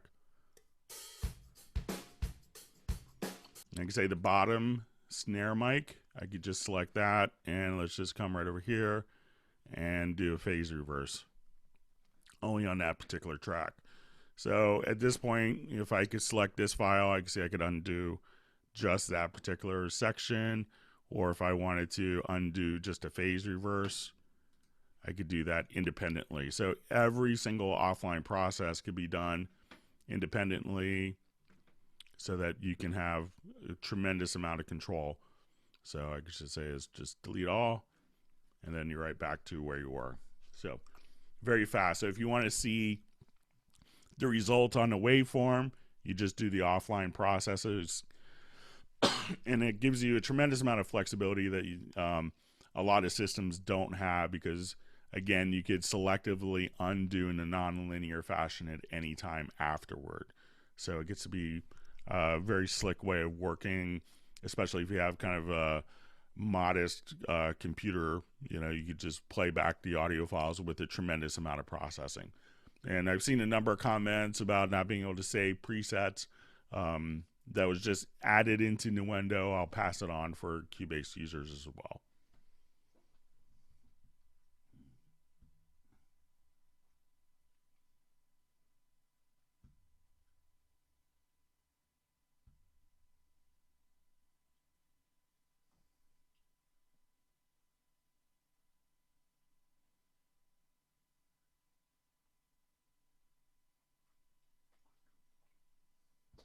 I'm seeing a question about submitting a support request form 5 days ago. So obviously there's a lot of people that, you know, just got Cubase. You know, our offices, and depending where you are, you know, our offices were closed for the Thanksgiving holiday. So there could be just a bit of a backlog with that because the office was closed, you know, Thursday, Friday, Saturday, and Sunday. So, you know, usually during a holiday process like that, there's, you know, still a number of support cases, but there's also a direct phone number that you could call.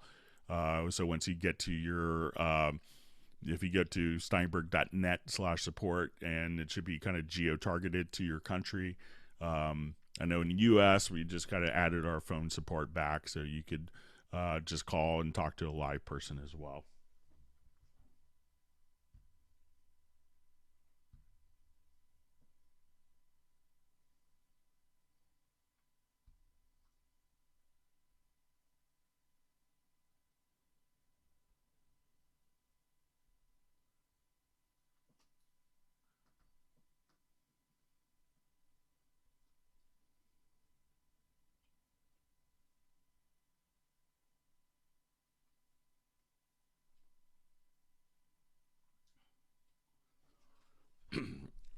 All right, so we had a question about kind of the undo history for automation. So let's say if I just come here, let's say I just start adding different, you know, move my fader. So when you come here, you could actually have your history for all of your automation. So if I wanted to adjust the panning, I could do this. Let me just come here and adjust the EQ.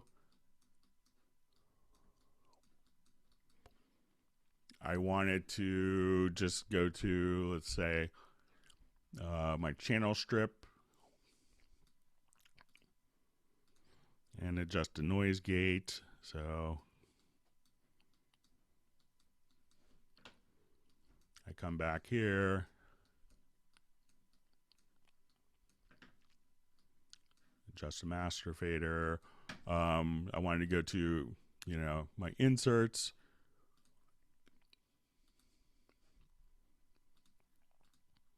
Wanted that insert there. I want to copy it to here.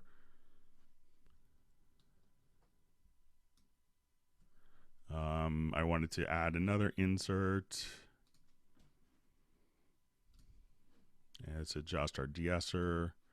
value. So you see that anytime that I'm making a change here, that it's automatically, I wanted to open up my frequency EQ plugin and let me adjust just, you know, my band 5, but I wanted that, you know, to be for this.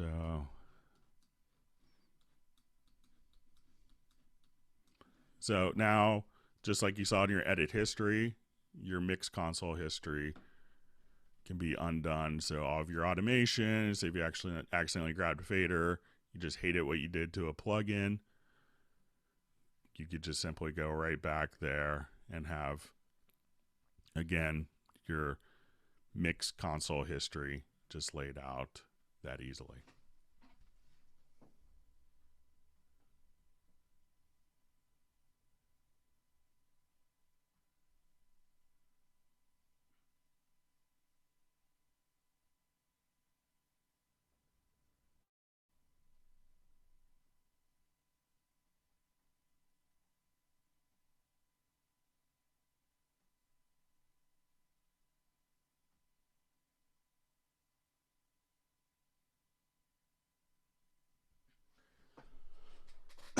So we had a question about the control room, you know, and asking about if you just have like a plugin in the control room, if that's independent and not being applied to your mix. The answer is yes. So that's just a completely independent monitoring path. And for me, it's like I see so many people that have like hardware, you know, monitor controllers that regardless of how expensive they are, you know, they always are going to color the sound pretty significantly.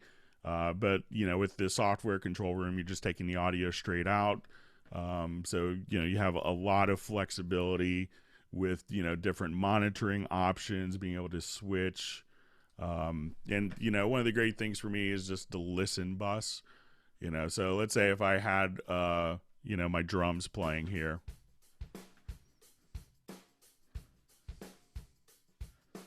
So if I have my control room active here, we can now just kind of activate our listen bus. So now when I click on the L for channel, so that the rest of the tracks will get kind of dimmed down, and you could set the listen dim level.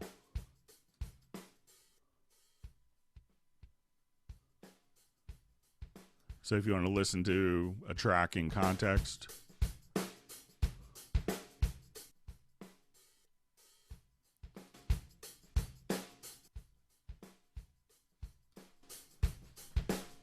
it's super, super handy. So the control room is just such a wonderful feature, and just how it ties into so many different aspects of Cubase is really great.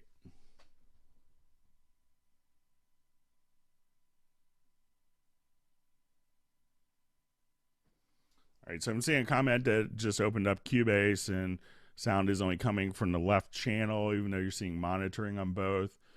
Make sure that you don't have a down mix preset set to mono, and also make sure that probably what it is if you go to your audio connections, make sure that you have both of the outputs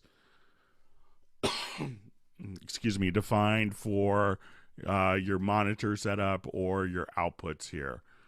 For those that are just kind of transitioning into Cubase, what I suggest to do is to have like your main stereo out defined but not connected, and then define that connection in the control room. Otherwise, signals can get double bust at times. So just something to be aware of. So, but I'll go ahead and read through some more comments.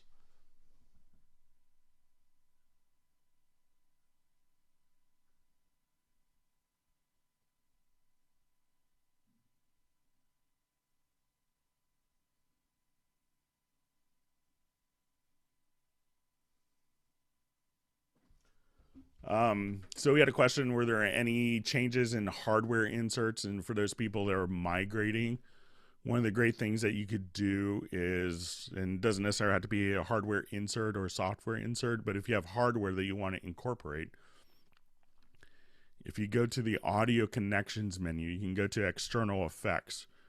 So let's say you have like a hardware reverb or a favorite compressor.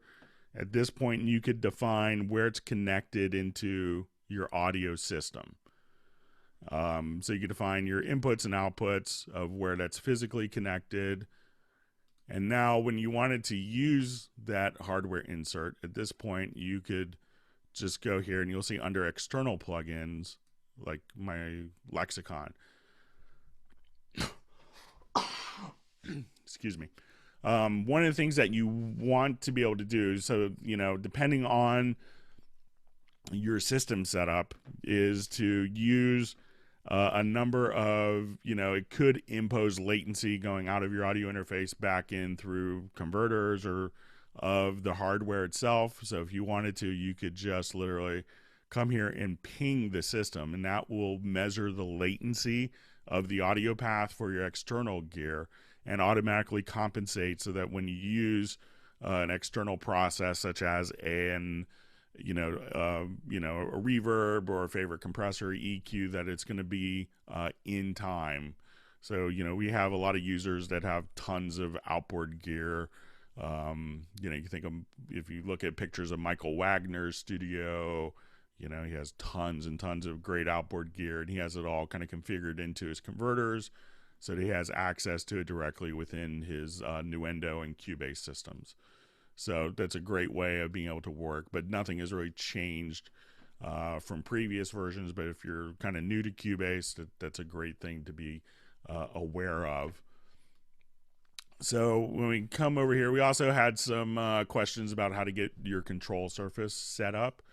So one of the things you could do, you know, most control surfaces will work as Mackie control. This isn't probably the most intuitive thing defined automatically, but, you know, I think someone had mentioned on a forum about like a Project Mix 8, you know, like an old MIDI, which I think works as a Mackie control. So at this point, you could just have a, you know, if you want to run Yukon or Mackie control, we can just simply add that and tell it where it's connected to. We also, as you can see, probably you may notice that we also have the Nuage support, so if you're looking for a super integrated control surface, but you could have multiple Mackie controls. You have Mackie Huey, and there's also generic remote. So what you could actually do is kind of just set up generic remote, and generic remote can actually kind of do any, you know, tremendous amount of functions. So if you have just like something that spits out knobs, you know, you could set it up to take your incoming MIDI message and say on my VST mixer, I wanted to go to the stereo out, and on this function, I wanted it to be solo or whatever function that you want. So there's thousands of different functions within different groups that are available here. So if you wanted to control just an insert, there's also what we call quick controls. So you could set up quick controls as well. So a lot of controllers will have kind of 8, you know, knobs that will spit out MIDI controller messages. You could learn those MIDI controller messages and assign them to your quick controls. And if you're in an audio source, you could just come right over here and access, you know, typical quick controls. So at this point, you could say, I want these to be my volume, pans, sends. I wanted this to, you know, so you have kind of definite presets for audio aspects. If you have a virtual instrument that you want to control a particular parameter, we could just kind of come right over here, say it'll get a retro log. You could just for this particular track, you could say learn CC, but you could also just add this particular function to one of the 8 quick control slots that are always available. So that way you could determine 8 mappable parameters very easily for tracks or for audio with using quick controls or using standard protocols. Just like when we go to your studio setup, from the studio menu, clicking on a plus, so you can see a number of different controllers that are set up. You know, Yamaha mixers, JL Coopers, but a lot of them kind of will comply to Mackie control or Mackie Huey. So it's pretty easy to get things mapped out for your controller in Cubase. I'll just read through a couple more comments. Thank you everyone for the wonderful questions.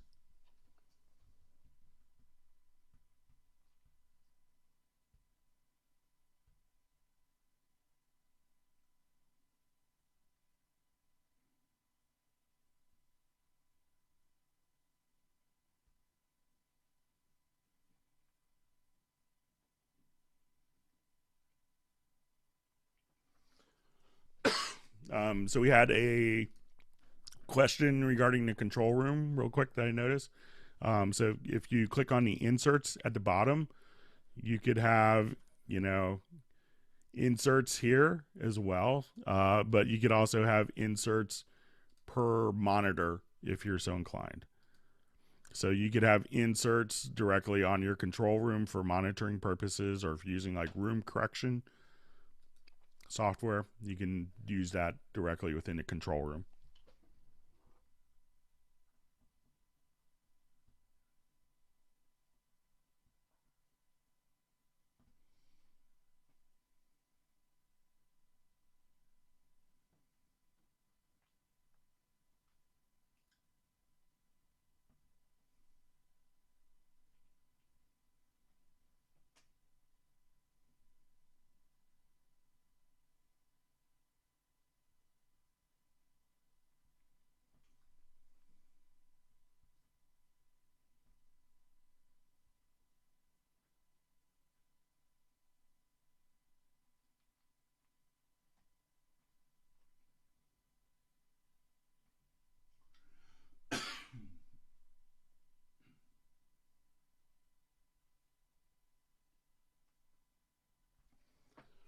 All right, so we have a question. I want to run Cubase on 2 different computers at the same time.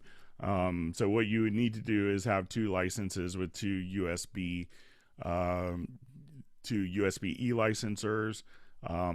So think of it like, I wanted to have an audio interface on 2 different computers, that you just have the, you need 2 audio interfaces to run it simultaneously. If you wanted to, you can freely move your USB-E licenser from any number of computers, but if you wanted to run it twice, think of it like an instrument or a piece of hardware where, you would need to have 2 separate licenses to do that.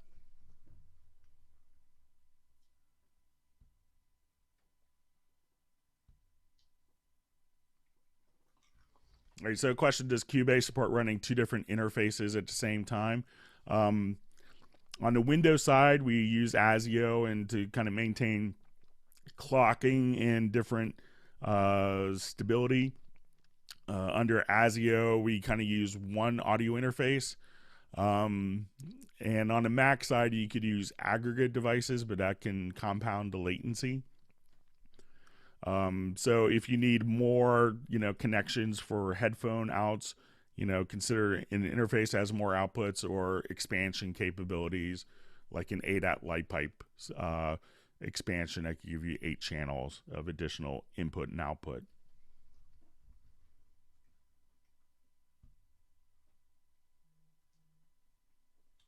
All right, so question, how to set up the PreSonus fader port. So I haven't used one in a long time, but I believe that it comes with a little software, and then once you install the software, that it will show up under your remote devices, and you just tell what MIDI input and output that's how and where it's connected to.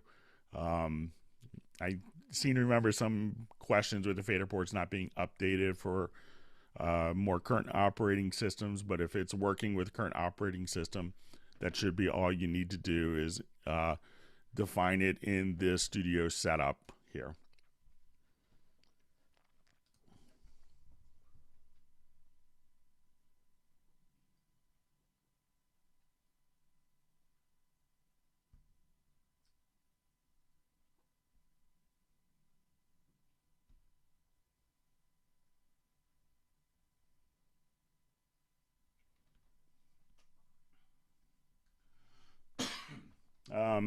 So I see, is there a way to do comparisons on inserts between two files without without having to worry about the gain changes in Cubase?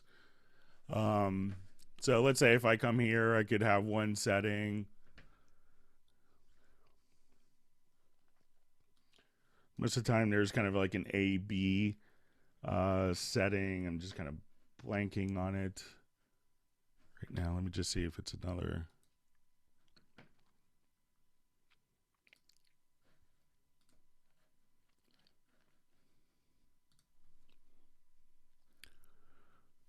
So at this point you could copy A to B,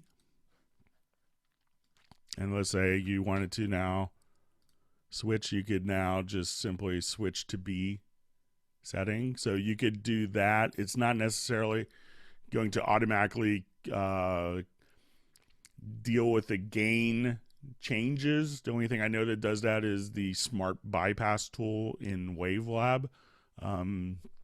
But you could A/B just by kind of making two different settings and right clicking in your inserts area here.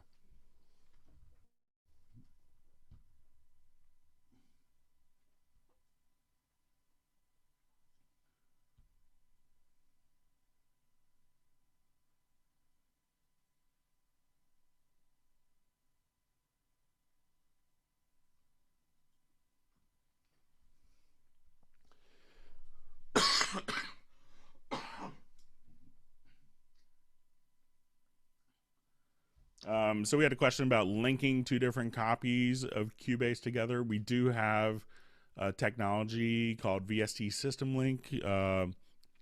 So if you go into the VST System Link, you could. So if you go, I think it's under your studio setup. And what this would allow you to do is you have two different computers and you have a digital audio cable connected between the two of them. You could at that point send MIDI information from one computer to the other computer and have the audio from virtual instruments be routed back, or you could just have them sample accurately synchronized. So very similar to like having two tape machines synchronized.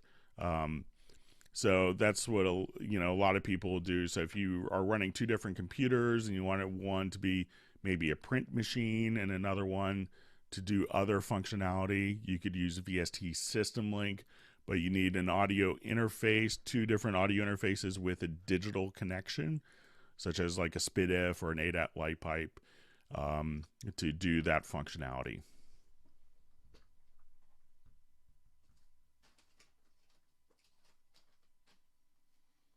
We had a question about native instruments control for their keyboards being opened up. I don't have any information on that. You should probably it's probably best to ask Native Instruments with that.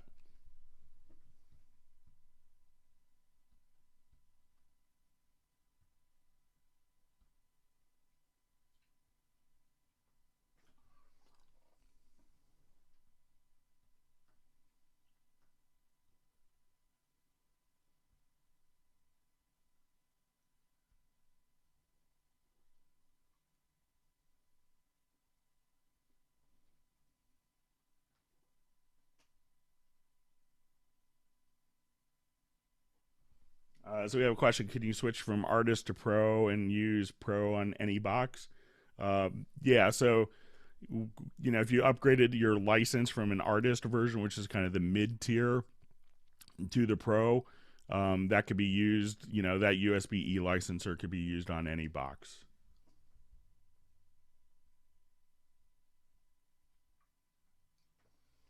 So the question is, if the control room is an update in 9.5, the functionality is the same in 9.5.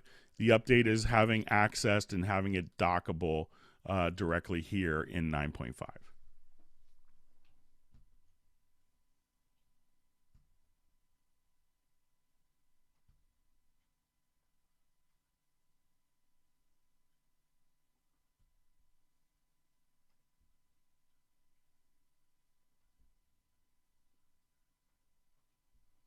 All right, I'm going to take a look at some questions that were sent in.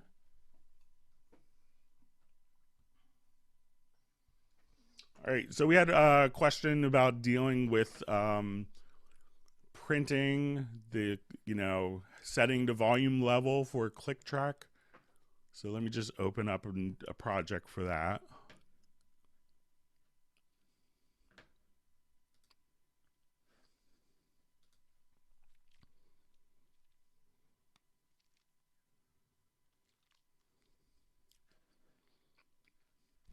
So 9.5 has some pretty significant metronome updates.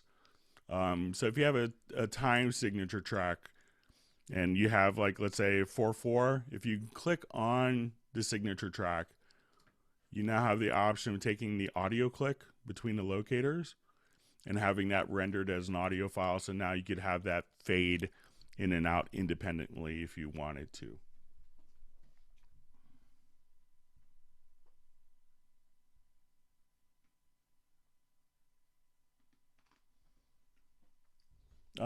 We've got a question asked about if there is a MIDI collapse mode that's kind of in the regular MIDI editor that shows basically only a selected range of notes. We could do that only in the drum editor currently. It's not available in like the key editor as well. And a question is asking a way to calibrate the metering in Cubase with his interface, which is an Apogee Ensemble Thunderbolt. The best way is you could actually just create an audio track. And within Cubase, there's different test tones. So if you go to your Insert tab here and go under Tools, you could have a test tone generator.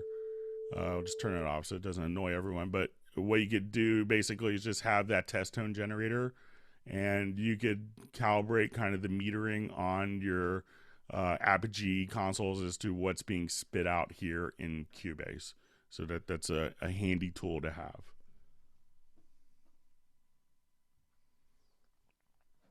All right, so we had a question about setting up like what some people are calling aux tracks or group tracks. So I'll just do a new project here, and we can show you how to. So let's say I have 8 audio tracks. And here we actually just right click and we could add a group track. And you could add any number of group tracks. I think you're limited to 256 or something like that. So we could now add our group channel track.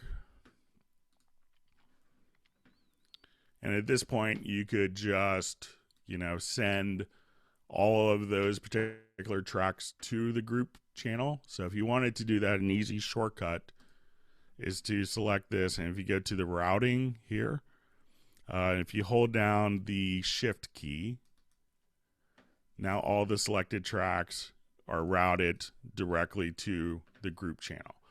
And a group channel will sum the audio. So if I wanted to apply like a compressor, directly like a vintage compressor and EQ on the sum of those channels, you could do that very easily using the group channel. Now, some people can get confused at times dealing with group channels and VCAs. So I'll just kind of show you what a VCA does if those that are coming to Cubase that maybe didn't have VCAs. So as soon as I come here, we could just say, I'll just revert this project.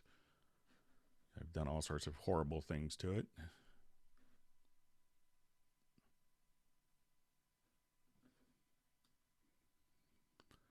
Okay, so let's say, for instance, I have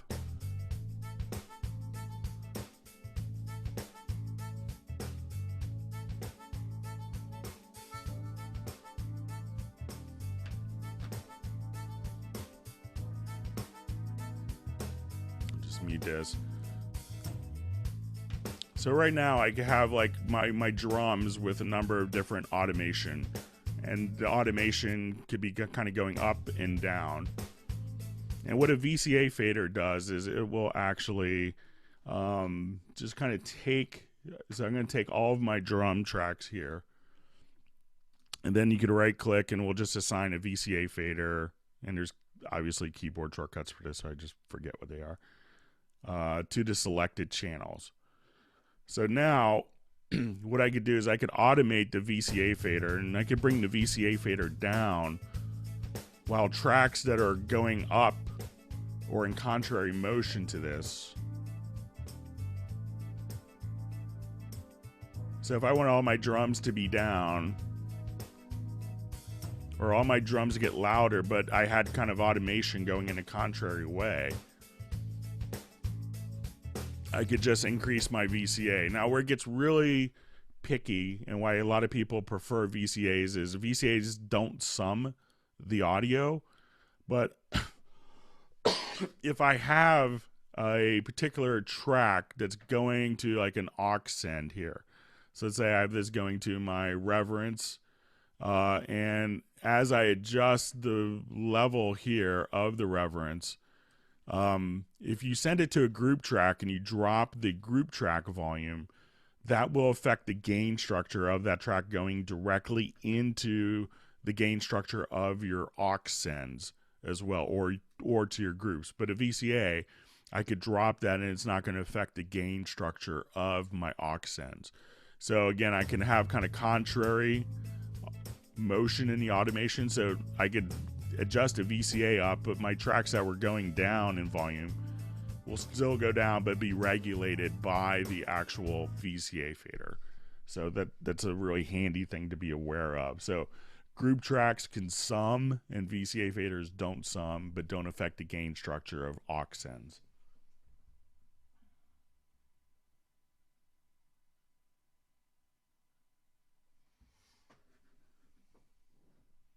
All right, we had another track question. Can a track preset in Cubase contain multiple tracks? Certainly. So all you have to do is just select a number of these and then just save track presets. If you want to save an entire drum kit, if you wanted to, you know, save like a piano or, you know, different sets, you could just simply save those as a multi-track track preset.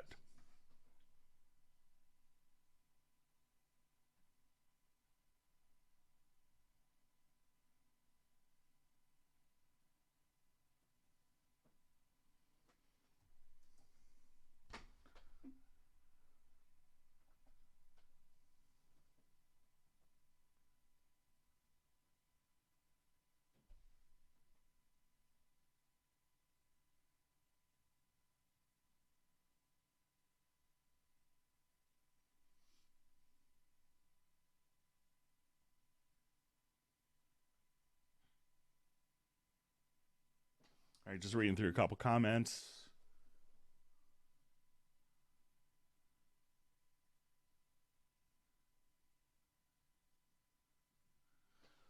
All right, so we had a question about moving an entire project to a different, including the CPR, all of the audio files to a different location, perhaps for archival purposes.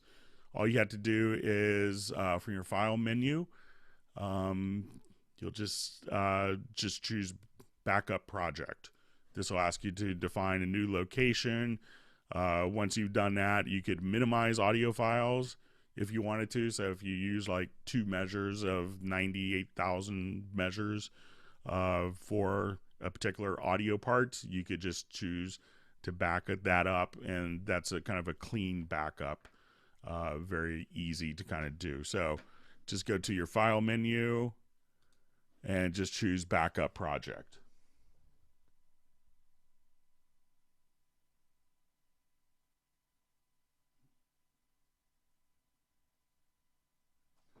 All right, so we had a question about kind of like track coloring.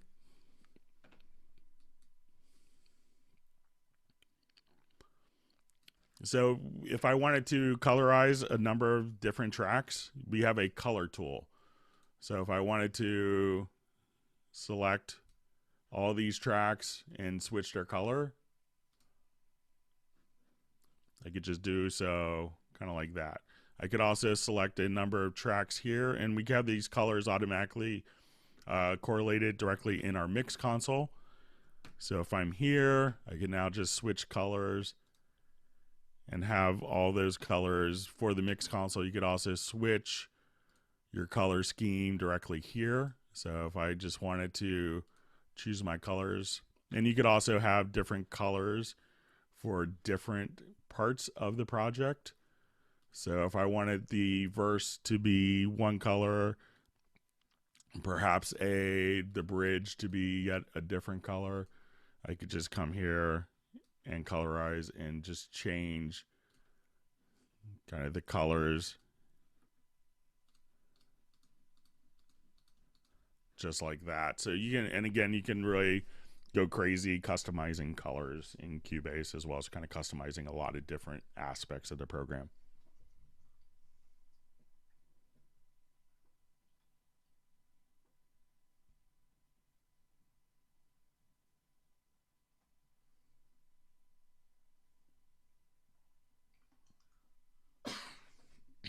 All right, so a question on control room. So let me just open up project that has some MIDI in it.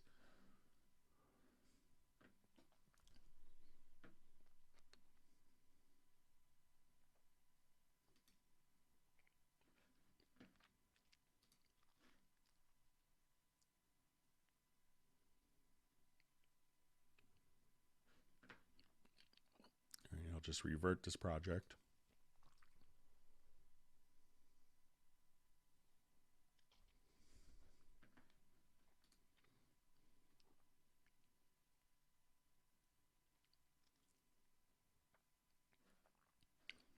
Okay, so we had a question about kind of multiple MIDI editing. So if I just, whatever I kind of have selected here on my project window, I could see within my MIDI editor here. So if I wanted to select a number of different parts, and sometimes if I wanted to, I could just say we're going to go into kind of our big MIDI editor. Now you could actually colorize based on the part. So if you wanted those to be carried over from different parts, you could do that as well. So, and if you wanted to only see, you know, particular parts, you could pick and choose. So if you kind of say edit the active part only, at that point you could just pick and choose. You could colorize by MIDI channels if you so want, by sound slot, voice, by chord track. So a number of different options to see all of your, you know, different MIDI functions, to be able to switch between different MIDI parts that you have within your project within the same editor.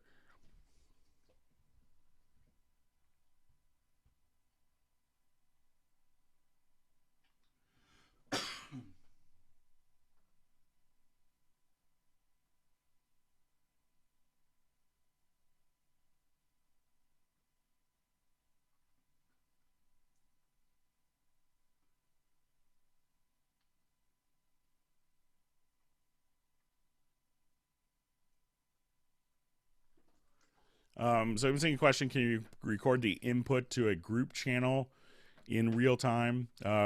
What you can do is you can't record it to a group channel. A group channel is going to not have an audio event with it. But if I, let's say if I had a group channel, what you could do, let's say I add a stereo group channel here.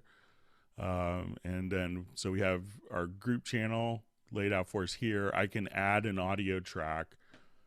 And this kind of goes to a lot of flexibility with routing that some questions have kind of come up about. But if I added an audio track here, I could then select its input to come from my different groups or outputs here as well. So while the group track itself doesn't contain audio, it's just kind of a busing mechanism for routing audio within the mix console.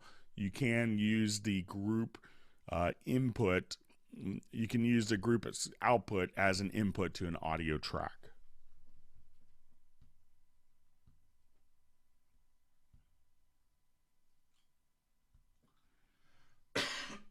So is Cubase always recording MIDI retroactively?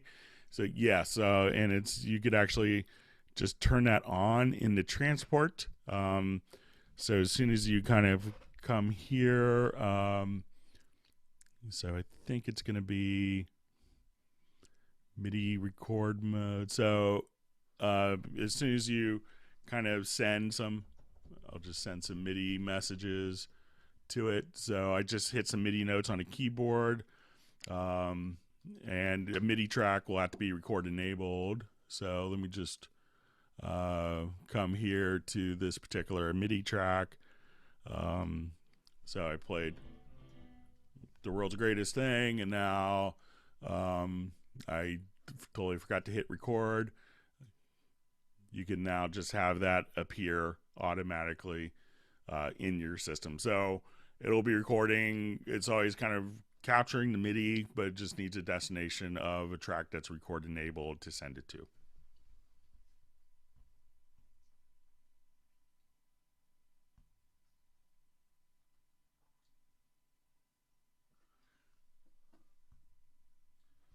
So I see a question: is the $59.99 price permanent, or is that a deal? I think that's generally the permanent price for the 9 to 9.5. So it is a great price for all the new features that people are getting as well.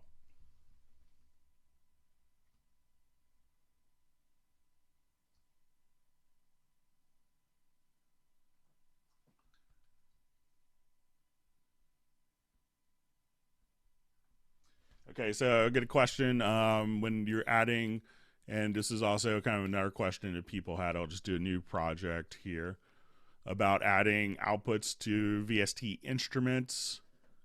So let's say if I wanted to jump to my control room or to my VST instrument rack, and one of the great plugins that comes with Cubase is Groove Agent SE. So I'll just come here.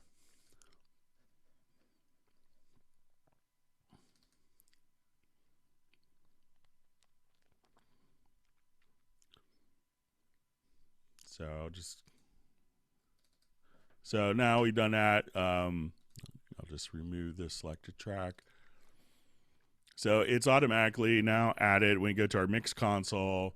So right now we see just a stereo output of Groove Agent SE. So if I open up the drummer, I'll hit play.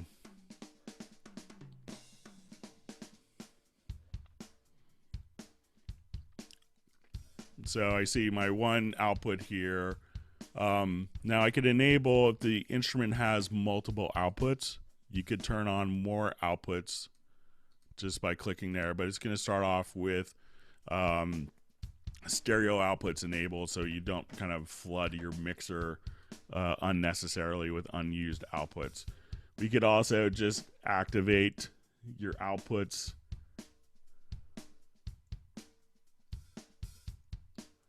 So if I wanted to just go directly to the right, we could also activate your outputs directly here as well. So that's kind of dynamic. Now you see it in the mixer, but you may not see it on the project window. Just kind of keep things tidy. You can see kind of the outputs be enabled here. So, and now what I'm going to do is enable the outputs and send it in the mixer. So let's say I want this to go to output 2.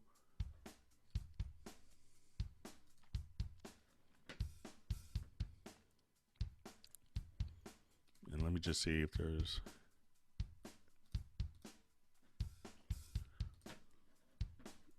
So this may have changed in 9.5, but generally there you would see it kind of as a folder there for your different input-output options. So just kind of like it would show up here. Maybe a preference that I have disabled, but you would generally see it just on the project window there.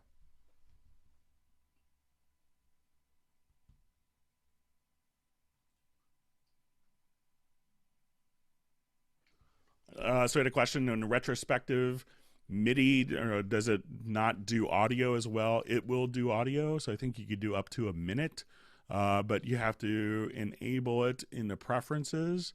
So as soon as you come here, I think it might be under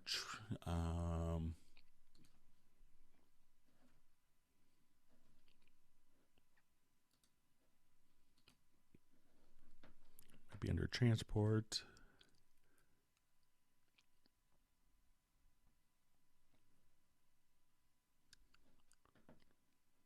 Oh, record audio.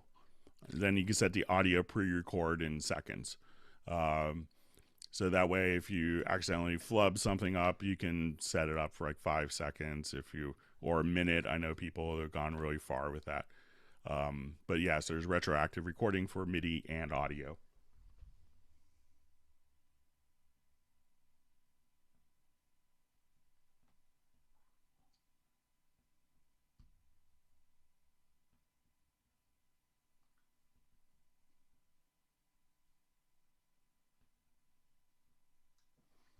All right, so we had a question: what's the difference between exporting MIDI and MIDI loops? MIDI loops are tied to a particular VST instruments, whereas a MIDI file isn't. So MIDI loop could then be used directly into any other project. So if you like, I really like this drum pattern I did, I want to use that as a basis for writing, or I use this pattern. This is a cool piano part, or a cool clavinet, or a cool like EDM bass line pattern.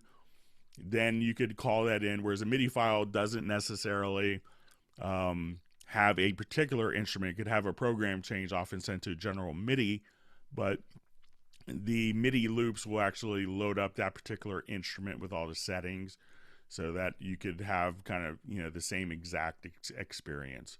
So those are some of the differences.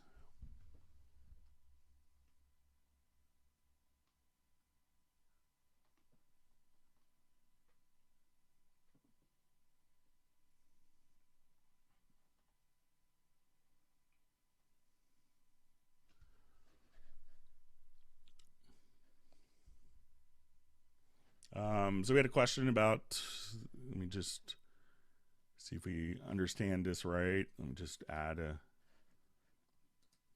VST instrument here.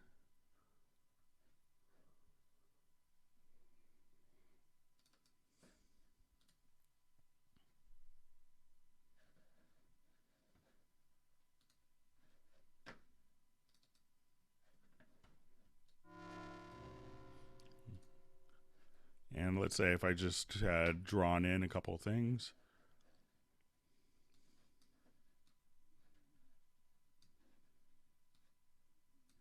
I'll just create kind of a blank MIDI part.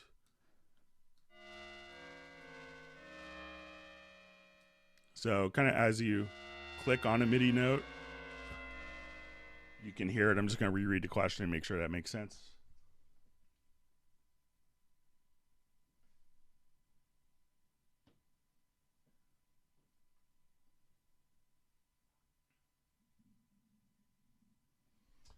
So we have a question on, can you configure the file menu when you right click? A lot of the functions, it's kind of fixed to like the tools, so as opposed to like a file menu. There is options where you could right click and just see the tools without the menu options here. And that's just going to be found as a preference. So as soon as we come directly here, we go to preferences, and under editing, we have tools, and then you could change it to a pop-up toolbox on right click. So then when you right click, it's just tools, as opposed to the file menus, and you can hold down the control or command key on Mac to kind of switch that preference either way. And you could also switch between the tools by hitting 1, 2, 3, 4, 5, 6, 7, 8 on your QWERTY keyboard. That's also a fast way of doing it.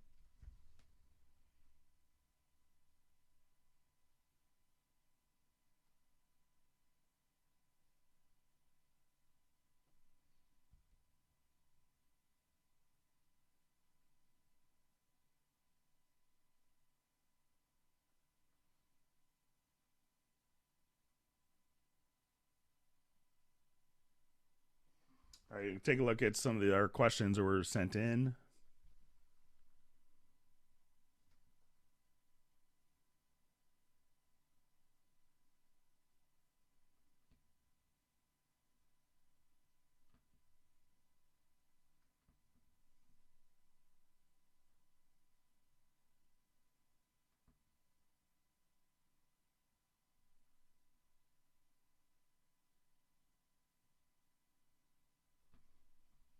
All right, so we had a question on like which algorithm is used for are available for time stretching. So let me just take a look at some of those. We'll just jump back to some.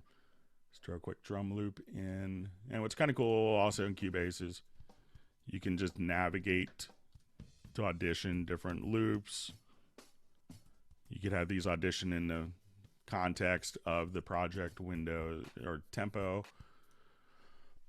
If you just drag a loop over. So there's Elastic Pro. These are just some of the different time stretching algorithms. So these are from earlier versions of Cubase, which we maintain for compatibility's sake. But you also have the Elastic Pro, for time pitch tape with formant and also efficient mode. But as you can hear in like the jazz example, you go pretty far extremes with it still sounding great.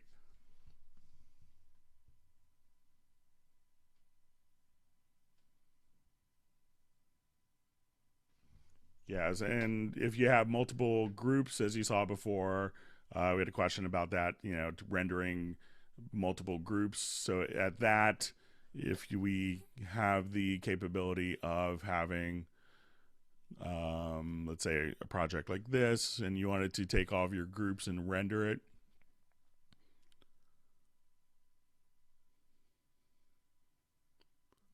just open up this project here.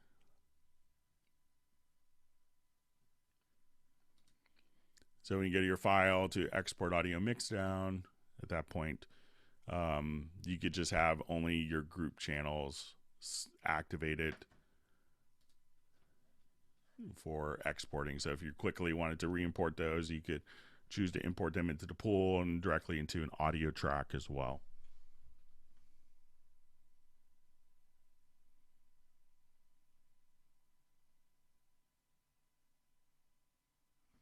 We had some questions on MIDI sends and MIDI inserts.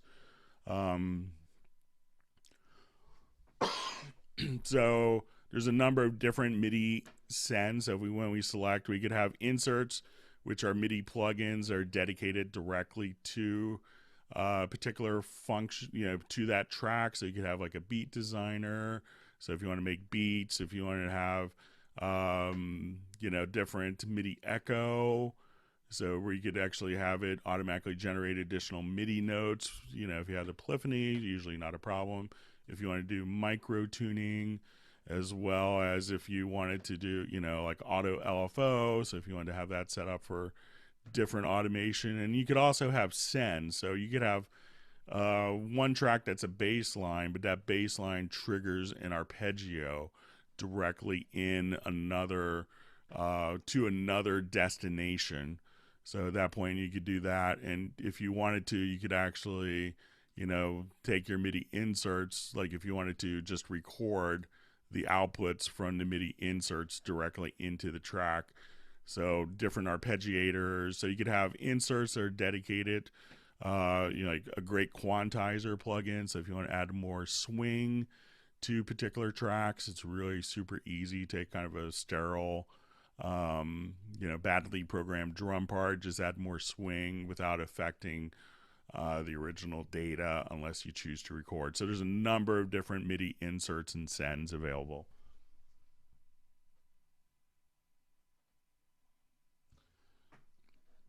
So, and we saw a little bit about like quickly grouping things. So if I wanted to, we could have quick link, which is just Alt plus Shift. So if I have that turned on, I could just quickly group things. We could also just activate a more permanently defined link group. So if you wanted this to be using a VCA fader or using I just wanted to link certain parameters such as volume, panning, EQ, mute solo. So all these different parameters. So if you didn't want it to link routing, but you did panning and volume, you could choose what components are linked. But just like a super fast, I want to take this channel here, this channel, and that, and do a quick link, and then just simply tweak that. So super fast, easy to do.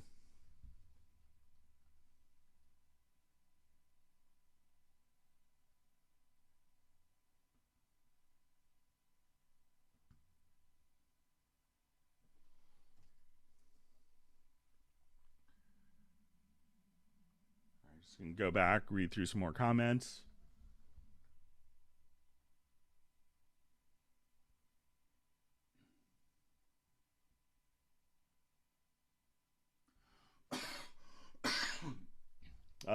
So we had a question on integration with the soft tube console. So that's slated for the 9.5 release. I think we're just simply waiting for some updated work from Softtube on it. But we'll see that. Probably the time frame I heard is maybe January. And that'll be just a free maintenance update that's going to add the Softtube control, because it's something that our customers had wanted us to do for a while. So, and that'll be another great control surface option for people.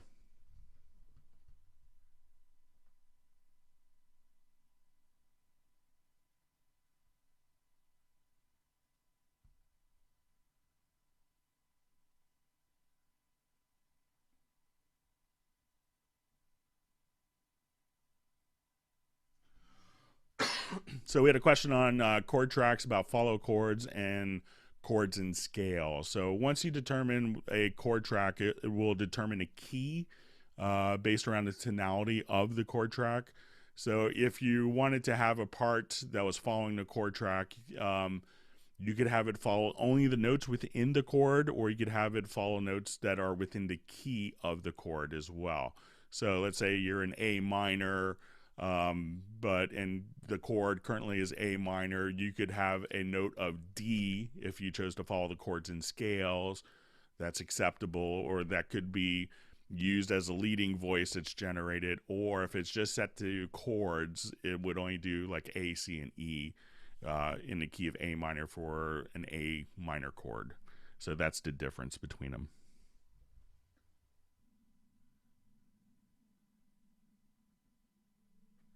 All right, can audio follow chord tracks? So yeah, monophonic audio can follow the chord tracks. So what you have to do is just go into the track in the inspector and have it follow the chords.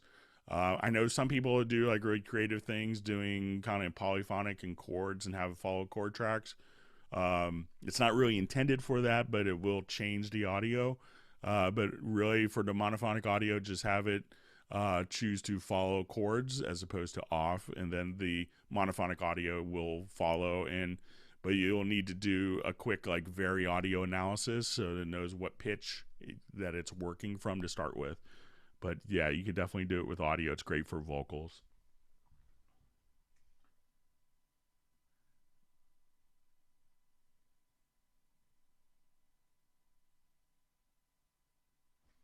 All right, so in the full piano, we had a question about the full piano editor. We could also just kind of come directly here. So let's say, let me find some more MIDI parts here that are.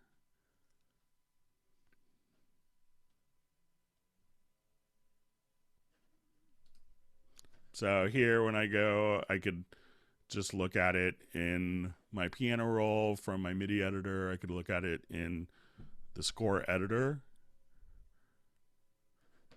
And then we could also just look at it in a drum editor. So same information. We could also look at it directly in the list editor.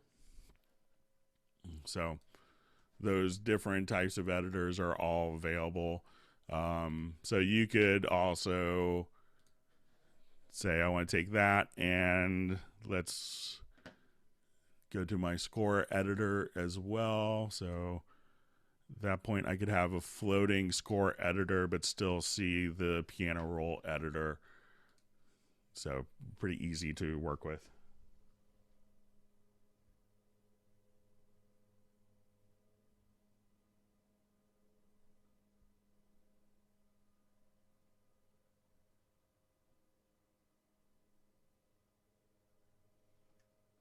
All right, so we've gone about 2.5 hours. We'll see if there's any last minute questions before my voice dies.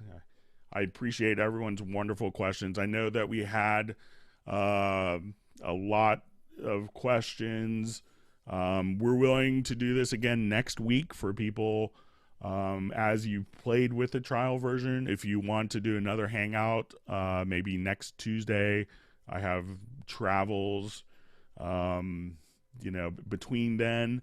But if you're interested in doing another hangout as you kind of play with the demo version, the trial version, or just getting into it, we're more than happy to do another hangout for you. So if you want to let us know if that's a good thing, if you want another hangout, again, you can send questions in advance to clubcubase@steinberg.net, and we could go through a lot of these. We'll just see some comments coming in.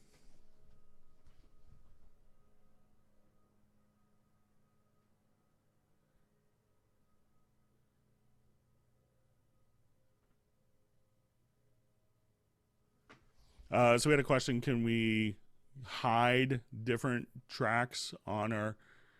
So let's say if I go back,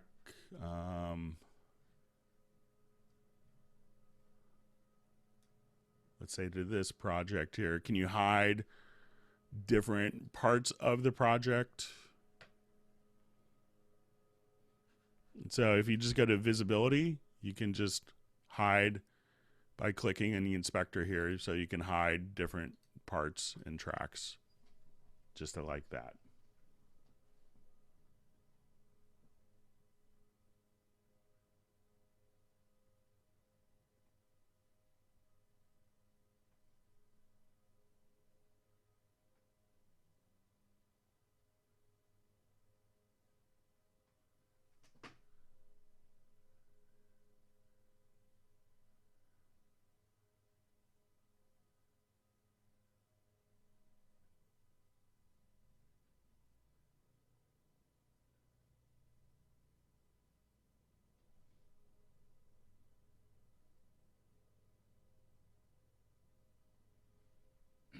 All right, with that, we'll go ahead and wrap up.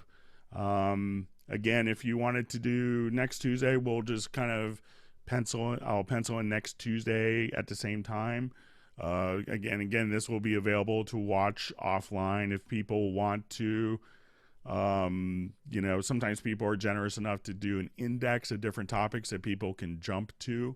So that's always helpful. I probably should have mentioned that at the beginning of the hangout, but if you're interested in doing another one, just send an email to clubcubase@steinberg.net and we'll go ahead and get one scheduled.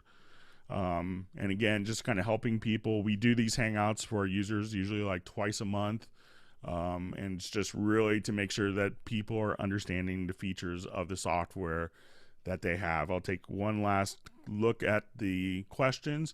If not, we'll go ahead and wrap up, and we'll plan. I'll schedule for next Tuesday to kind of do the same type of thing. So as people have had a chance to play with it, you realize that it's always transitioning to new DAWs can be, not the most fun thing. So we wanted to try to hold your hand as much as we possibly can to make it easier for you to find the features that are translatable to your existing workflows.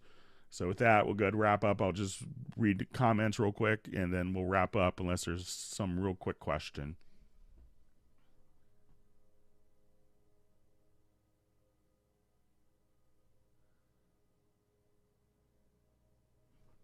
Okay, real quick question: how to change the key editor background. I like kind of a brighter key editor myself.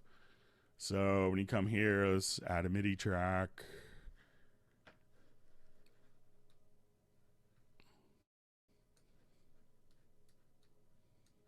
So when you go to preferences, And under user interface, you'll see track.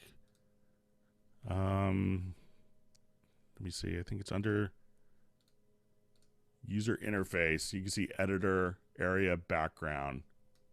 Just change that, and you could have it be lighter for you.